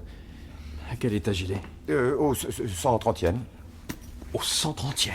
Pendant tout le film, il y a la police russe qui a toujours un train de retard. On dirait l'inspecteur Clouseau, quoi. Ça m'a vraiment fait rire. C'est clairement écrit comme l'inspecteur Clouseau russe, quoi.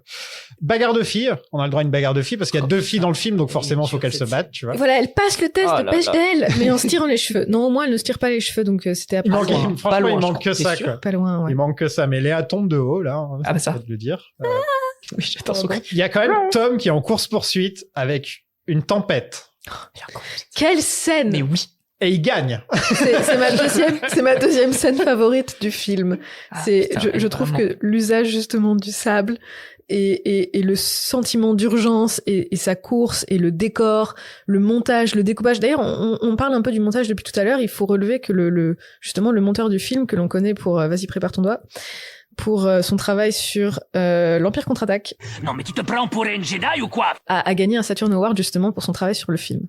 Et justement, tu parlais tout à l'heure du fait que ça ne s'arrête quasiment pas pendant 1 heure de film. Et bah, tout le passage du Burj Khalifa, c'est extraordinaire là-dessus. C'est-à-dire que t'as 3 gros morceaux d'action qui n'ont rien à voir les uns avec les autres. C'est-à-dire que t'as la première scène, le premier moment quand même de pur spectacle de Tom Cruise qui escalade quand même le bâtiment. Ensuite, t'as cette espèce de moment beaucoup plus fin dans le montage où tu passes d'un lieu à l'autre qui est vraiment sur une question de tempo et de découpage, et ensuite t'as cette course-poursuite complètement insensée où t'es vraiment dans de l'abstraction pure et dure. Le film passe d'un ton et de Et là, c'est de l'action décomplexée qui en fait vient un peu exorciser toute la montée d'adrénaline que tu pouvais avoir justement eu au préalable avec.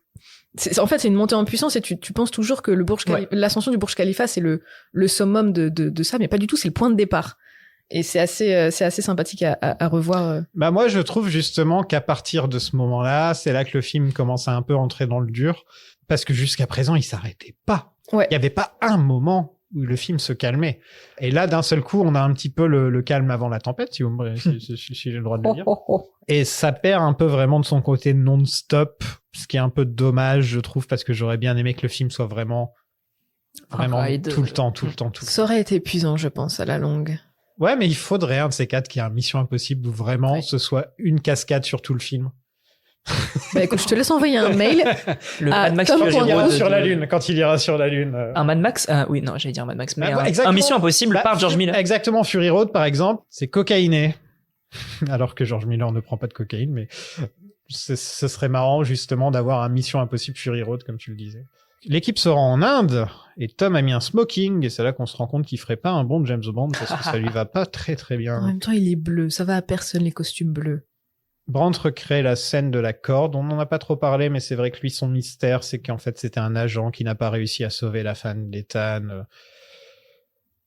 Ouais. En fait, je pense que ça aurait peut-être mieux fonctionné si on nous avait pas dit « Ah, c'est lui qui va remplacer Tom Cruise ». C'est peut-être parce que comme on a ça dans la tête, on se dit « Ah, c'est un personnage pas intéressant parce qu'il est censé remplacer Tom Cruise ». Moi qui l'avais pas en tête la première fois que je l'ai vu, j'ai quand même trouvé le personnage très barbant. Ouais. Je sais. Il se plaint tout le film, quoi. C'est d'ailleurs un apport de Macquarie, en fait, que Brandt soit relié à Julia. À l'origine, Il aurait Brandt mieux fait de avait sa propre, il avait exactement la même backstory, mais en fait, ça n'avait absolument rien à voir avec Julia. Et quand Macquarie est arrivé sur le film, il s'est dit, mais en fait, pourquoi est-ce que d'un côté, il y a Julia qui est morte, qu'on aimerait faire revivre, et de l'autre côté, il y a Brandt qui a son histoire pas très intéressante, bah, autant croiser les deux. Et, bah, a raison, ça évite un petit peu d'esperpiller. Il aurait dû rester scénariste, ce mec, hein, franchement. C'est un bon scénariste. C'est un bon scénariste. Je sais pas ce qu'il vaut, en vrai. On en parlera dans les prochains épisodes. J'ai une citation qui est chouette, mais on a peut-être pas forcément le temps, mais sur cette question du mystère, en fait, quand Macquarie est arrivé, il a insisté sur le fait que, donc, il voulait apporter de la clarté et tout ça, parce que il y a une citation de lui qui dit qu'il ne croit pas du tout dans les mystères irrésolus. Pour lui, un mystère n'est bon que quand il est résolu. Ce avec quoi je ne suis pas du tout d'accord, mais qui raconte quand même quelque chose de Macquarie en tant que cinéaste classique. C'est vraiment la différence entre le classique et le moderne, en fait. Classique, tu réponds aux bonnes questions, tandis que le moderne, tu réponds pas aux questions, c'est ce qui donne l'intérêt des films, en fait. Je voudrais une table ronde avec J.J. Abrams, Ryan Johnson et Christopher McQuarrie qui discutent. Et Michelangelo Antonioni. Qui discutent juste autour du mystère. Juste le mystère. Là, t'as un podcast de 5 heures qui se termine dans le sang et les larmes. Jane séduit un riche indien, donc on l'avait dit. Tom Cruise roule une pelle à Paula Patton comme ça, sorti de nulle part, pour bien réaffirmer le fait que c'est le héros d'action hétéronormé qui peut toujours pécho, quoi qu'il arrive. Et surtout, ça n'a aucun sens. Pourquoi est-ce qu'il fait ça? Vraiment, j'ai vu le film je sais pas combien de fois, je ne comprends pas. J'aime bien que Brent soit envoyé en mission plutôt que Tom, parce qu'on voit pour la première fois Tom stressé. Un petit peu tendu au fait qu'il peut rien faire. Il est un peu coincé. Ce qui est dommage, c'est qu'on dirait qu'il est stressé presque parce qu'il a peur de se faire voler Paula Patton, quoi. Et c'est assez dramatique. Enfin... T'es marié, Tom. Bon, alors, nous allons à la fête avec des invitations séparées. Ethan supervise pendant que Jane se procure les codes auprès du milliardaire, je coupe le ventilo, tu sautes dans le système informatique, je te rattrape, tu branches l'émetteur, et Ethan me fournit les codes que j'utilise ensuite pour localiser Hendrix. Ouais. D'accord, oui, mais tu es passé très vite sur un détail à propos du système informatique qui me paraît important. Tu veux que je saute dans le vide? Mais je te rattrape. Voilà. Pourquoi c'est si difficile à comprendre? Pourquoi? C'est un saut de presque 8 mètres, et tu me rattrapes avec des aimants. Ouais. Au vu de nos récentes aventures, la technologie est assez... La technologie est fiable, d'accord? Non, le problème, c'est plutôt la chaleur.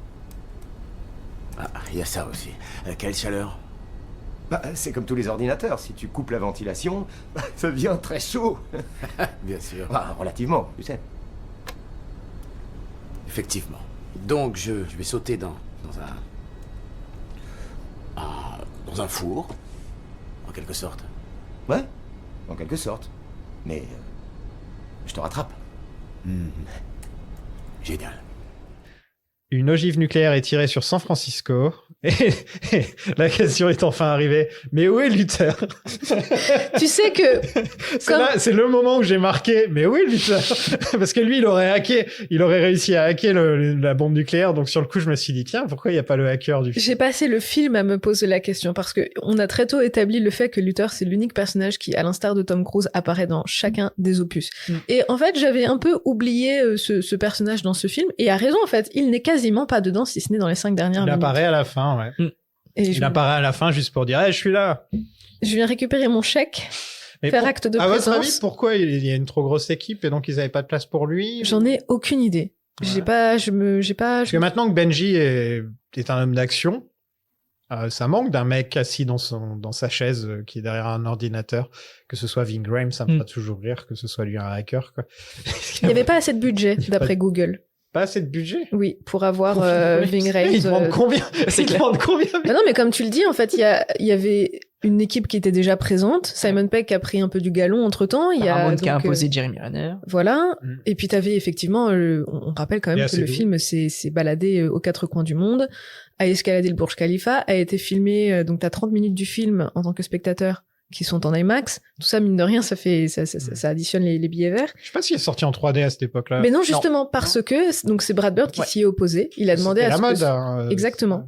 Et en fait, à la base, les studios de production voulaient du 3D. Et lui, il a dit non, moi, je veux de l'IMAX parce que l'image, elle est beaucoup plus claire et ce sera beaucoup plus immersif pour le spectateur, surtout pour la scène donc, du fameux Burj Khalifa, si on utilise ce format-ci plutôt que le 3D qui aurait bouffé la lumière, la clarté, les couleurs, etc. Alors que énorme blague sur toutes les éditions vidéo du film sont recadrées en 2,76. Je me souviens plus le ratio. Sont recadrées en format cinéma scope, voilà. Ouais. Même les séquences tournent en IMAX, c'est-à-dire que t'as pas comme dans The Dark Knight le cadre qui s'élargit ou dans Fallout d'ailleurs où il fait un petit Ça, peu c'est pareil. vraiment très moche quand tu regardes le Blu-ray de The Dark Knight et d'un seul coup, Ouais, ça s'élargit. mais dans Fallout, je trouve que c'est assez astucieusement fait pour la scène du saut j'allais dire en parachute, mais bon, le saut dans le vide à Paris, où voilà, il avance comme ça dans le cul de l'avion et le cadre s'élargit. Dans Top Gun aussi, il fait ça beaucoup, il me semble. Je n'en ai pas le souvenir. Je l'ai vu en IMAX, Top Gun. Ça doit être chouette en IMAX. C'était génial. Ouais. Ethan et le méchant se battent dans un parking géant. C'est même très malin comme lieu de scène d'action. C'est simple. Il y a une mallette et les niveaux qui montent et qui descendent. Et en gros, c'est un jeu de plateforme, quoi. Ouais. J'adore cette séquence. C'est un ma jeu de séquence plateforme. favorite. C'est Mario. Ouais. C'est vraiment un jeu de C'est plateforme. plus le Sonic sur Sega que Mario. Oui. Ouais. C'est vrai que Tom Cruise il court vite comme Sonic. Et il aurait pu jouer Sonic d'ailleurs. Waouh. J'en rêve. T'imagines juste, il nous faut une Will Smith, ils nous mettent juste Tom Cruise en bleu et on fait tous les live action de Sonic comme ça. Gotta go fast. Oh putain. Oh my. Non, la scène est excellente. Le concept du parking a été inspiré d'un parking Volkswagen qui existe bel et bien en Allemagne. Bon, effectivement, ils ont tout refait en studio et ça a été tourné à Vancouver. Et cette scène est magistrale. Pour moi, c'est Justement, je me disais, summum du film. de la tour jusque là, ça descend un peu de niveau. Et heureusement qu'il y a cette scène. Et on s'en fout du méchant en plus. Hein. Quand tu compares à Philip Seymour Hoffman, en fait, c'est ça le problème. C'est si à chaque fois tu veux. C'est au regard de l'épisode 3 en fait. Voilà.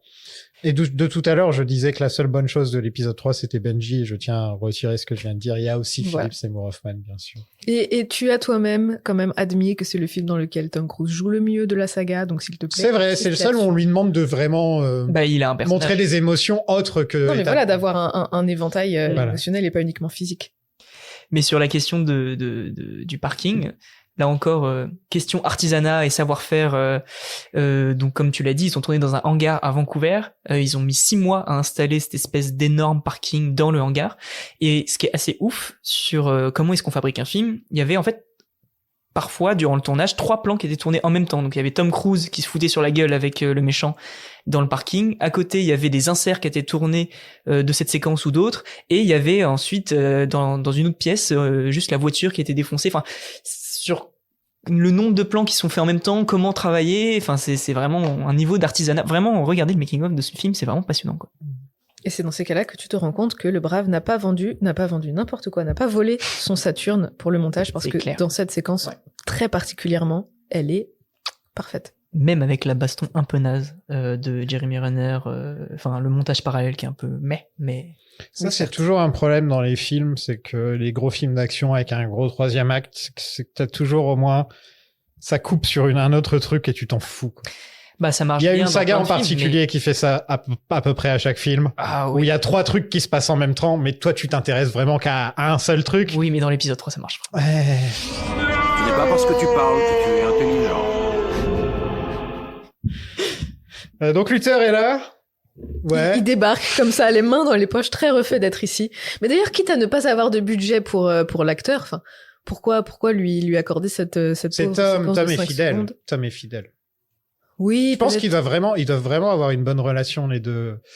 Oui, non, mais c'est ce que je te disais en début d'épisode, c'est que c'est quelqu'un, en fait, à partir du moment où tu apprécies collaborer avec lui et qu'il t'a dans ses petits papiers, j'imagine que c'est ton meilleur ami, en fait. Bah regarde Val Kilmer qu'il a fait revenir dans Bien Top sûr. Gun 2 alors qu'il est quand même bien malade, il peut plus parler et il puis a quand même, même donné un rôle important dans le film. Qui est la plus belle scène du film. Ouais. J.J. Abrams, pareil, qui est de nouveau, enfin, qui reste impliqué dans la production de Mission Impossible, même s'il est plus à la direction. Enfin, voilà, Tom Cruise, c'est quelqu'un qui, comme tu le dis, est très loyal, très fidèle et qui fait réinvestir et réemployer ses différents collaborateurs sur à peu près tous ses projets. Par contre, il y a des mecs comme Spielberg qui voudront plus travailler avec lui, tu vois. Tu penses? Alors qu'il a quand même fait 2 films. Ouais, 2 films, hein, c'est ça, Minority Report et La Guerre des Mondes. et La Guerre des Mondes. 2 très bons films, hein. D'ailleurs, on va parler de Très Minority Report dans le podcast le jour où je trouve un invité, je sais pas quand. et on sent que il a plus de relations proches avec un réalisateur en dehors de Macquarie. Macquarie qu'il a traîné au concert de Taylor Swift. La scène est géniale. Tu vois qu'il remet en question tous ses choix C'est de Tom vie. Cruise qui a traîné Macquarie ou Alors, je l'inverse? sais pas si c'est Cruise qui lui a dit ouais tu viens sinon ta collaboration se termine ici et là. Ce serait haut. Mais je t'avoue qu'il y a quand même sur les images que tu peux trouver de cet événement, t'as un peu l'impression d'une prise d'otage quand même. Ouais. Voilà, je dis ça, je dis rien. Après c'est peut-être juste quelqu'un qui est très introverti et qui de fait ne sait pas exuder ses émotions, je ne sais point, mais bon, c'est assez drôle. Il y a un truc qui m'a énervé à la fin du film. Vas-y. Le plan sur Julia. Non, elle est jolie, Michelle Monaghan. Je m'en fous. Ouais, enfin, elle a un le beau plan était sourire, elle a des facile. petites taches de rousseur et tout, j'aime bien. Oh. Il donne ses missions dans des téléphones Ouais. aux membres de son équipe. Donc, ils récupèrent leur téléphone et à la fin, on voit Tom avec des écouteurs en train d'écouter la mission qu'on est en train de lui donner. Mm. Est-ce que le téléphone va exploser dans sa poche? Tout de suite. Oh, et après tu me C'est pas critiques bien. pour mon nitpick. C'est pas bien. ce En que tout tu cas, il y a fais. une bonne petite scène où justement elle veut pas exploser. Il est Ouais. obligé de taper Oui. un petit peu la boîte pour qu'elle explose. Ça, c'était plutôt marrant. Il y a tellement de petites scènes comme ça au final. On n'en a pas parlé. On a un petit peu survolé le film parce que si on se met à parler de toutes les blagues, on n'a pas fini. Mais vraiment, il y a C'est celui où il y a le il y a plus un- d'easter egg. il y a un niveau vraiment. C'est travaillé, l'humour est travaillé. Il y a pas, ça tombe pas à plat, tu vois, comme régulièrement dans les films d'aujourd'hui. Mais tu vois, par exemple, les films avec Ryan Reynolds, j'ai rien contre lui en particulier. J'aime beaucoup Welcome to Wrexham, donc. Mais son humour, c'est une blague sur 10 qui fonctionne, quoi. Tu vois. Ouais, c'est un peu ce que disait, je crois, c'est Tarantino qui parlait des films Netflix dans lesquels interviennent effectivement les Ryan Reynolds et les The Rock et compagnie. C'est des films qui ne laissent aucune empreinte sur toi. Tu le regardes, tu le consommes et une fois que tu l'as digéré, ben. Surtout les films Netflix. Voilà quoi. En fait, dans Protocole Fantôme, t'as ce que disait Mathieu tout à l'heure, c'est que t'as un grand sens de la minutie et de l'orfèvrerie. C'est très millimétré, c'est très pensé en amont, et je pense qu'on peut aussi y retrouver un peu la culture de l'école Pixar, justement, dont Brad Bird est issu. C'est cette attention, en fait, aux détails perpétuels, à l'easter egg, à la petite blague qui tombe bien, aux détails, à l'insert. C'est des choses qui, finalement, se retrouvent assez bien. Il y a quelque chose qu'on a peut-être pas, on n'a pas assez insisté dessus, mais c'est quand même son premier film en prise de vue réelle à Brad Bird. C'est quand même pas n'importe quoi. Tu vois, contrairement à Abrams où lui là pour le coup ça avait été son premier long métrage, son tout premier film, ouais. Tout voilà, parce que lui il était issu de la télé, mais il y avait quand même cette habitude un peu du dispositif, du mouvement, de l'organique, de l'humain, tandis que là tu passes vraiment d'un médium à un autre parce qu'on est toujours en train de dénigrer l'animation alors que c'est une forme d'art à part entière. Qui est-ce qui dénigre l'animation? Mais des tas de gens, parce que pour eux t'as des non, tas... c'est les vieux. En tout cas, l'indifférence. C'est les vieux, quoi. En fait, t'as tellement de gens qui partent du principe qu'une fois qu'un film est en animation, c'est pour les enfants. Je pense que ça a évolué maintenant avec tous les gens qui ont grandi avec les animés, avec Disney, avec. Je pense que notre génération, enfin moi je suis pas de votre génération, mais votre génération à vous, les zoomers. Oui, je peux le dire. Les zoomers. Vous avez grandi avec tous ces trucs-là, donc forcément, et nous aussi. Donc, je pense que c'est moins jugé. C'est plus jugé par les mecs de plus de 50 ans qui eux, en l'occurrence, pour eux, les films d'animation, c'est les vieux Disney. En dehors de ça, il y a pas grand-chose, quoi. Tu vois. Mais il y a encore une démarcation, c'est-à-dire que c'est encore un Oscar du meilleur film d'animation et pas un Oscar du meilleur film. Enfin, tu vois, il y a vraiment. Sauf que maintenant, ils sont nommés dans les meilleurs films. Toy Story 3 était nommé dans les meilleurs films. D'accord, par oui. exemple. C'est ce que je j'allais lui dis, dire. Nanry. En tout cas, voilà, il y a une espèce de, si ce n'est maintenant de rejet, une tendre indifférence de, c'est un film d'animation, quoi. On est un peu snob avec ça. Non, mais tu vois, quand on me demande mon top 10 de mes films favoris, inconsciemment, je pense pas à mettre l'animation. Alors que, probablement chez Miyazaki ou le chez n'importe dinosaure. qui, si tu veux, il y a... Non, je déteste ce film. Mais par exemple, moi, je pense pas à mettre un film d'animation dans un top 10, tu vois. Alors que, probablement, il y en aurait à mettre. Dans un autre domaine, 8 semaines plus tard, le débat continue. Les témoins oculaires maintiennent que l'objet était une sorte d'engin aérien. Mais les officiels du ministère de la Défense continuent à affirmer qu'il s'agissait simplement d'un météore assez grand pour être vu en plein jour. Julia est en vie, donc Brent peut enfin arrêter de s'en vouloir. Ils sont encore mariés. Est-ce qu'à chaque fois qu'il a fini une mission, il va la voir ou est-ce qu'il l'a juste, il a juste changé son identité? Il lui a juste changé son identité, il a divorcé avec et Oui et non. C'est quelque chose qui est assez vaguement, assez succinctement adressé dans le 6. Tu sors du boulot, il y a ton ex qui est à l'autre bout de qui est en train de te regarder comme ça. Parce qu'ils ont toujours énormément d'affection l'un pour l'autre, c'est pas la question, mais c'est que Tom Cruise, effectivement, comme le disait Mathieu tout à l'heure, est quelqu'un qui est, son personnage, tout comme son individualité, est condamné, en fait, au show et au business et au métier et non plus à l'intime. Ce qu'il se passe avec le personnage de Julia, c'est qu'elle ne peut plus exister en fait en concomitance avec le personnage de Tom Cruise, parce qu'il a conscience que son métier finira quoi qu'il arrive par lui porter préjudice. Elle reviendra plus? Si. C'est adressé justement dans Fallout. Dans Fallout, ok. Ceux de Macquarie se mélangent un petit peu dans ma tête. Tu vois, j'ai un peu de mal à dire lequel est lequel à chaque fois. Climax du 6. Je trouve que c'est un peu plus compliqué pour moi de m'y retrouver. Je me dis surtout, c'est à quel point Ethan Hunt a dû forcer pour aller boire un verre dans ce bar-là, parce que vraiment, ça donne sur l'endroit où elle va boire, un verre. Elle sort du travail. Elle va pas boire un verre, elle va dans une épicerie récupérer quelque chose. D'accord. Donc je pense qu'elle est en night shift. J'ai oublié de dire un truc sur le 3. Vas-y. Super. Ah, puis c'est venu si... Moi, j'ai un truc à dire sur Mad Max Fury Road. Je sais pas si c'est intéressant. J'ai un truc à dire sur le 3. Vas-y. C'est que presque tout se passe au même endroit. Parce que le moment où il apprend que sa femme s'est fait kidnapper, il va courir jusqu'à l'hôpital, etc. Donc ça veut dire que tout le film se passe toujours dans la même ville. Et c'est quoi cette ville? Non, à la fin, c'est en Chine. À la fin, oui, mais je vais dire avant. Elle est quand même traînée jusqu'à Shanghai, donc... C'est pas précisé, si ce n'est qu'après ça dégage à Berlin et blablabla. Ouais, tu vois, c'est pas précisé. Ok, d'accord. Je m'étais posé la question. Bon, bref. Tom repart au boulot dans la brume et disparaît. Carrément, quoi. Il fait un tour de magie, il disparaît dans la brume. Protocole fantôme, ma gueule. Et ainsi se finit donc Protocole fantôme. Qu'est-ce que vous en avez pensé, Axel? On va commencer avec toi. Ah bah oui, forcément. Moi, je vais être la mauvaise parole. Je tiens à dire que t'as dit du bien du film pendant tous les... C'est clair. Oui, alors... En même temps, on ne m'a pas laissé franchement l'occasion d'en dire du mal. C'est ton moment. C'est mon moment. C'est un des plus populaires de la franchise. Donc je pense que là, on a 1h30, 2 heures d'épisode qui explique le pourquoi du comment.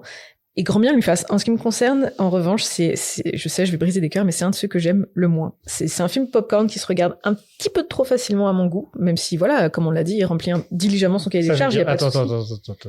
Qu'est-ce qu'il y a? Ça veut dire quoi qu'il se regarde un petit peu trop facilement? Très conscient de lui-même. Eh ben, c'est un film qui, en fait, si tu te penches dessus, tu peux en apprécier les qualités, mais si tu n'es pas cinéphile pour un clou et que tu n'as pas cet amour de la recherche et du savoir-faire ou quoi, tu peux débrancher ton cerveau dessus sans le moindre complexe. Ouais, mais ça, tu peux aussi le faire quand t'as de la connaissance. Moi, je suis un grand fan de Rocky IV. Tu crois que je le regarde pour le montage? Non, c'est pas ce que j'ai voulu dire par là. Mais si tu veux, c'est un film qui, comme on l'a dit tout au long de cet épisode, est tellement fluide, tellement, il y a une certaine organicité, en fait, dans son découpage, dans son montage, dans son articulation en tant que tel, et qui, moi, me chiffonne un peu parce que j'aime bien, mais c'est mon goût personnel, c'est que en tant que spectatrice, j'aime être challengée par ce que je regarde. J'aime avoir à m'arrêter, j'aime ne pas comprendre quelque chose, j'aime... Voilà, quand un film me pousse à la réflexion, voilà, j'aime pas qu'on me tienne la main. Et c'est un peu ce que Mission Impossible a tendance à faire de temps à autre, certains opus plus que d'autres, là encore. Et je trouve que cet opus, en fait, c'est vraiment celui qui fonctionne le plus dans ce sens-là.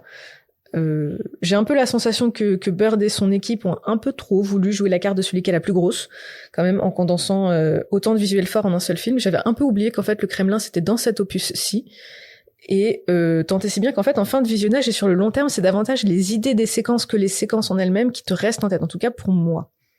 Voilà, c'est un opus que je trouve très respectable pour ce qu'il propose, ça y a pas de souci, mais que je trouve un peu disparate. Voilà. On sent que le film donne un peu le là de ce que sera la franchise plus tard, mais ce faisant, il frappe un peu trop fort et un peu à l'aveugle de temps à autre. À mon sens, là encore, voilà. C'est un film un peu bourrin, mais pas désagréable. Mais tout en finesse aussi. Ça n'a aucun sens ce que je suis en train de dire. T'inquiète, les gens ont l'habitude. C'est cadeau. Oui, non, mais voilà, en fait, c'est tout le paradoxe de Mission Impossible se retrouve dans ce film-ci, mais parce que là encore, c'est vraiment celui qui se fait le plus synthétique de la franchise de A à Z. Et toutes les qualités de la franchise et tous ses défauts se retrouvent un peu là. De fait, moi, il y a des choses que je n'aime pas, mais parce que ça résonne pas pour moi en tant que spectatrice, en tant que cinéphile. Et c'est purement j'aime pas cette expression, mais c'est purement du goût et des couleurs, pour le coup. Bah, moi, c'est précisément pour les raisons qui font que Axel n'aime pas le film que je l'aime énormément. Toute notre collaboration résumée en une phrase. Vraiment. Non, mais oui, mais moi, je trouve que c'est un film incroyablement généreux. Ce côté extrêmement fluide, moi, on fait une espèce à chaque visionnage, de cocon très chaleureux et très agréable dans lequel je me redirige joyeusement et gaiement à chaque fois. Et tout à l'heure, oui, j'ai essayé de faire un pont un peu, peut-être pas très très clair, entre les sœurs Wachowski et Brad Bird, mais moi j'ai l'impression que ce Mission Impossible là, c'est le point de départ de quelque chose dans la filmographie de Brad Bird qui est vraiment intéressant et qui m'intéresse beaucoup, qui est cette question d'un cinéaste vraiment qui lutte profondément contre une forme de cynisme. J'aime beaucoup dans le climax, quand même, c'est un climax que j'aime moyennement comme on en a parlé, mais quand au moment où le missile est déjà tiré, ils se disent bon, on fait quoi? Bon, bah, il y retourne quand même. Et en fait, moi, c'est quelque chose, ce plaisir de rater le coche dans la saga Mission Impossible, c'est vraiment quelque chose qui me plaît beaucoup. Et dans cet opus-là, en particulier, cette idée de toujours frôler, enfin, on se casse la gueule, on en a parlé par rapport aux gadgets, mais on se casse la gueule pendant tout le film jusqu'au moment où on finit par y arriver. Et en fait, ça, la dernière seconde, en plus. Mais c'est ça. Et ça, c'est quelque chose qui est aussi très lié à la filmographie de Brad Bird, quoi, qui est très dans l'ADN de Mission Impossible, mais qui est très lié à Brad Bird. Et moi, je trouve ça très très beau, très stimulant, et on pourrait, peut-être associer ça à quelque chose de très américain, si on veut, on peut, mais à mon avis, il y a aussi quelque chose d'assez naïf et aussi d'assez politique, et on pourrait faire un doux parallèle avec notre situation politique actuelle, où on se dit que même quand tout est perdu, tant que quelqu'un lutte, la lutte peut continuer, quoi. Moi, j'ai été agréablement surpris parce que j'étais sûr et certain que le premier était mon préféré. Celui-là est de loin, dans les 4 qu'on a vus, de loin mon préféré. On est enfin entré dans la carrière Red Bull de Tom Cruise. C'est-à-dire que si vous regardez, je sais pas, la chaîne Red Bull sur Instagram, c'est que des mecs qui font des trucs de fou. C'est que des gens qui vont sauter du haut d'un immeuble, c'est qu'on des gens qui vont faire des cascades, en gros, quoi. Et Tom Cruise, c'est ce moment-là, en fait, parce que dans le film précédent, on lui a pas donné de grosses scènes. Bon, dans celui d'avant, c'était la moto. Mais il a jamais eu vraiment une scène que personne d'autre ne pourrait faire jusqu'à présent. Et là, on est dedans. Là, on est dans un film où il y a que Tom Cruise qui pourrait faire cette scène.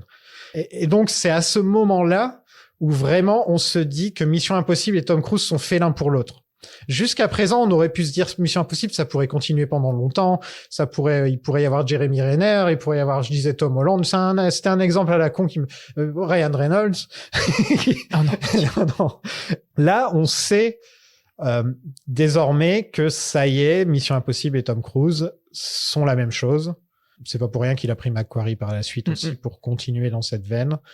Le même compositeur aussi de la musique. Enfin, ils ont trouvé vraiment leur identité, quoi. C'est un film prenant, c'est un film fun. Le mot qui me revient, c'est fun. Et vraiment, j'ai vu tous les Bonds. J'avais un podcast sur les Bonds qui s'appelait Bondsplaining. Ils sont tous sur Patreon si ça vous intéresse.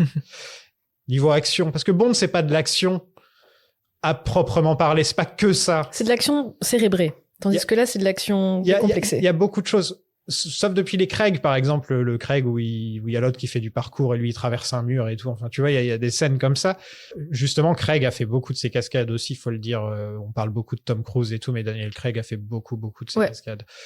Mais pas au point de se faire refuser par les assurances comme ça a été le cas avec Cruise. Pas au point d'escalader la plus grande tour du monde. Parce que là, il a quand même dû virer le chef cascade, je crois qu'il avait employé à la base pour ce film-ci.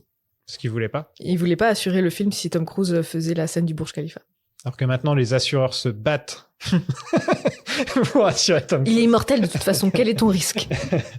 Donc ouais, tout a été dit par vous deux et puis même par moi tout à l'heure dans l'épisode, mais vraiment un plaisir ce film, un petit bonbon assez rare. Je suis pas un énorme fan des films d'action non plus, moi, comme gars. Et la plupart du temps, pendant les films d'action, j'ai envie d'accélérer, tu vois. Pendant les scènes, je suis bon, c'est des explosions, c'est des courses-poursuites en voiture, j'en ai vu 1 milliard, tu vois.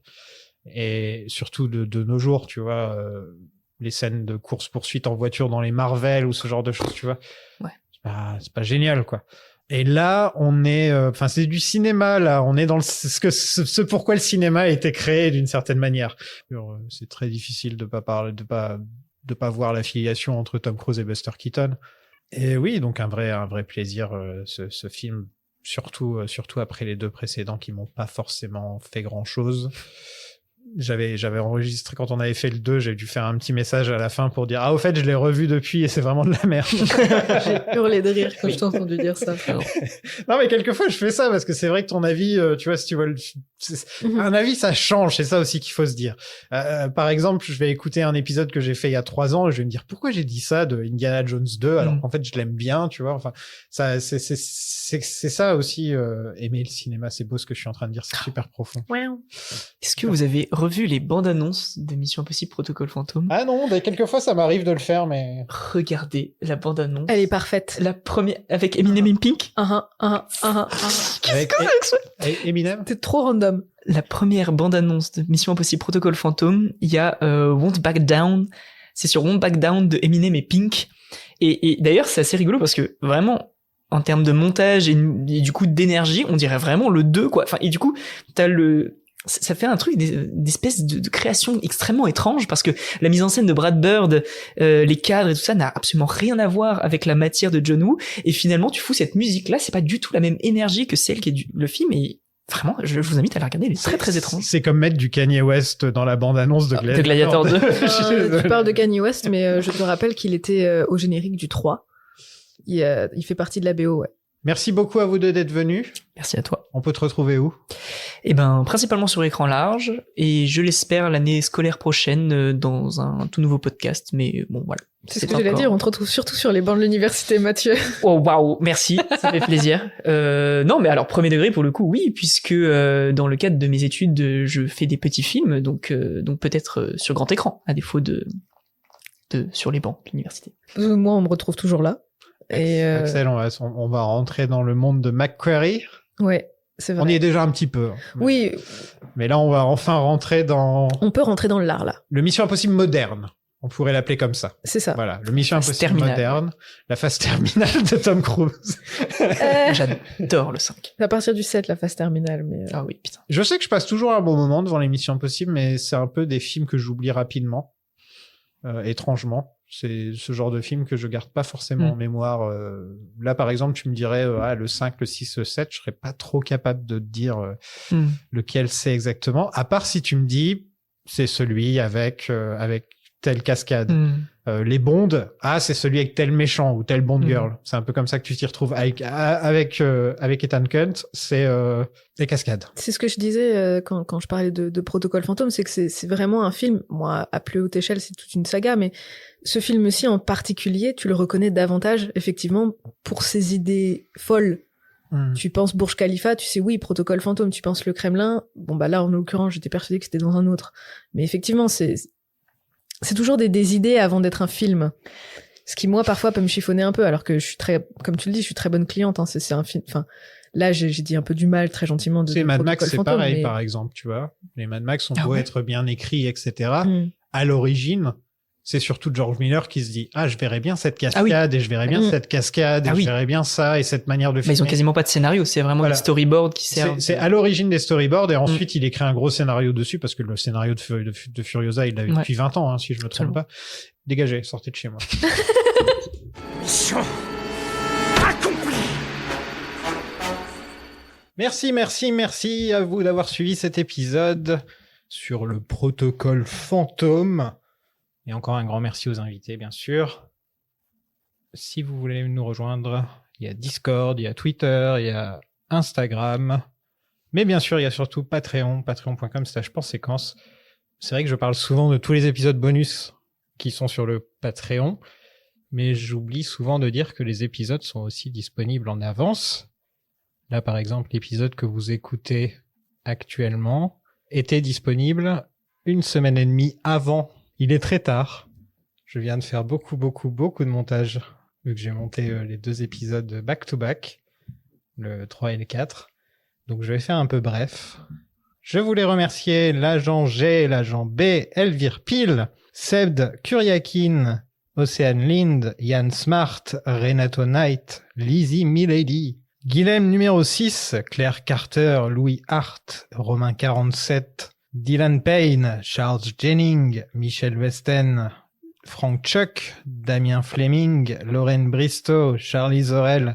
J'ai super chaud, je suis en train de fondre et en même temps je m'endors. Loba M, Selim Snake, please, s'il vous plaît, mettez fin à mes souffrances. Pierre le Spy Kid, Seb Turner, non mais c'est vrai, je sais qu'il y a personne qui écoute ce moment de toute façon.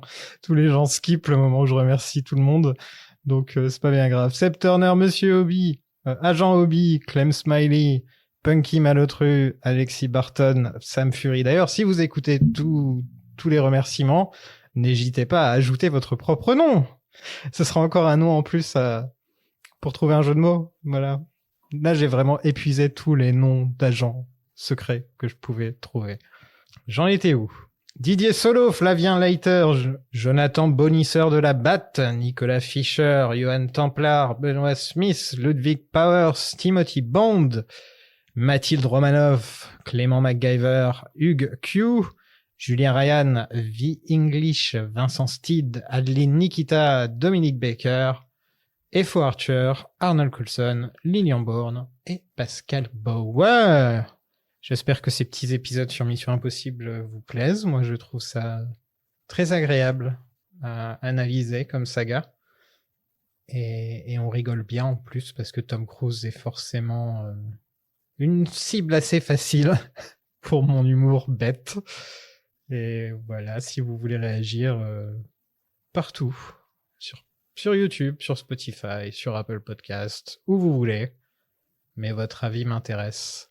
Dans le prochain épisode, on parlera de Mission Impossible Rogue Nation. À la prochaine tout le monde, salut! Allumez la mèche.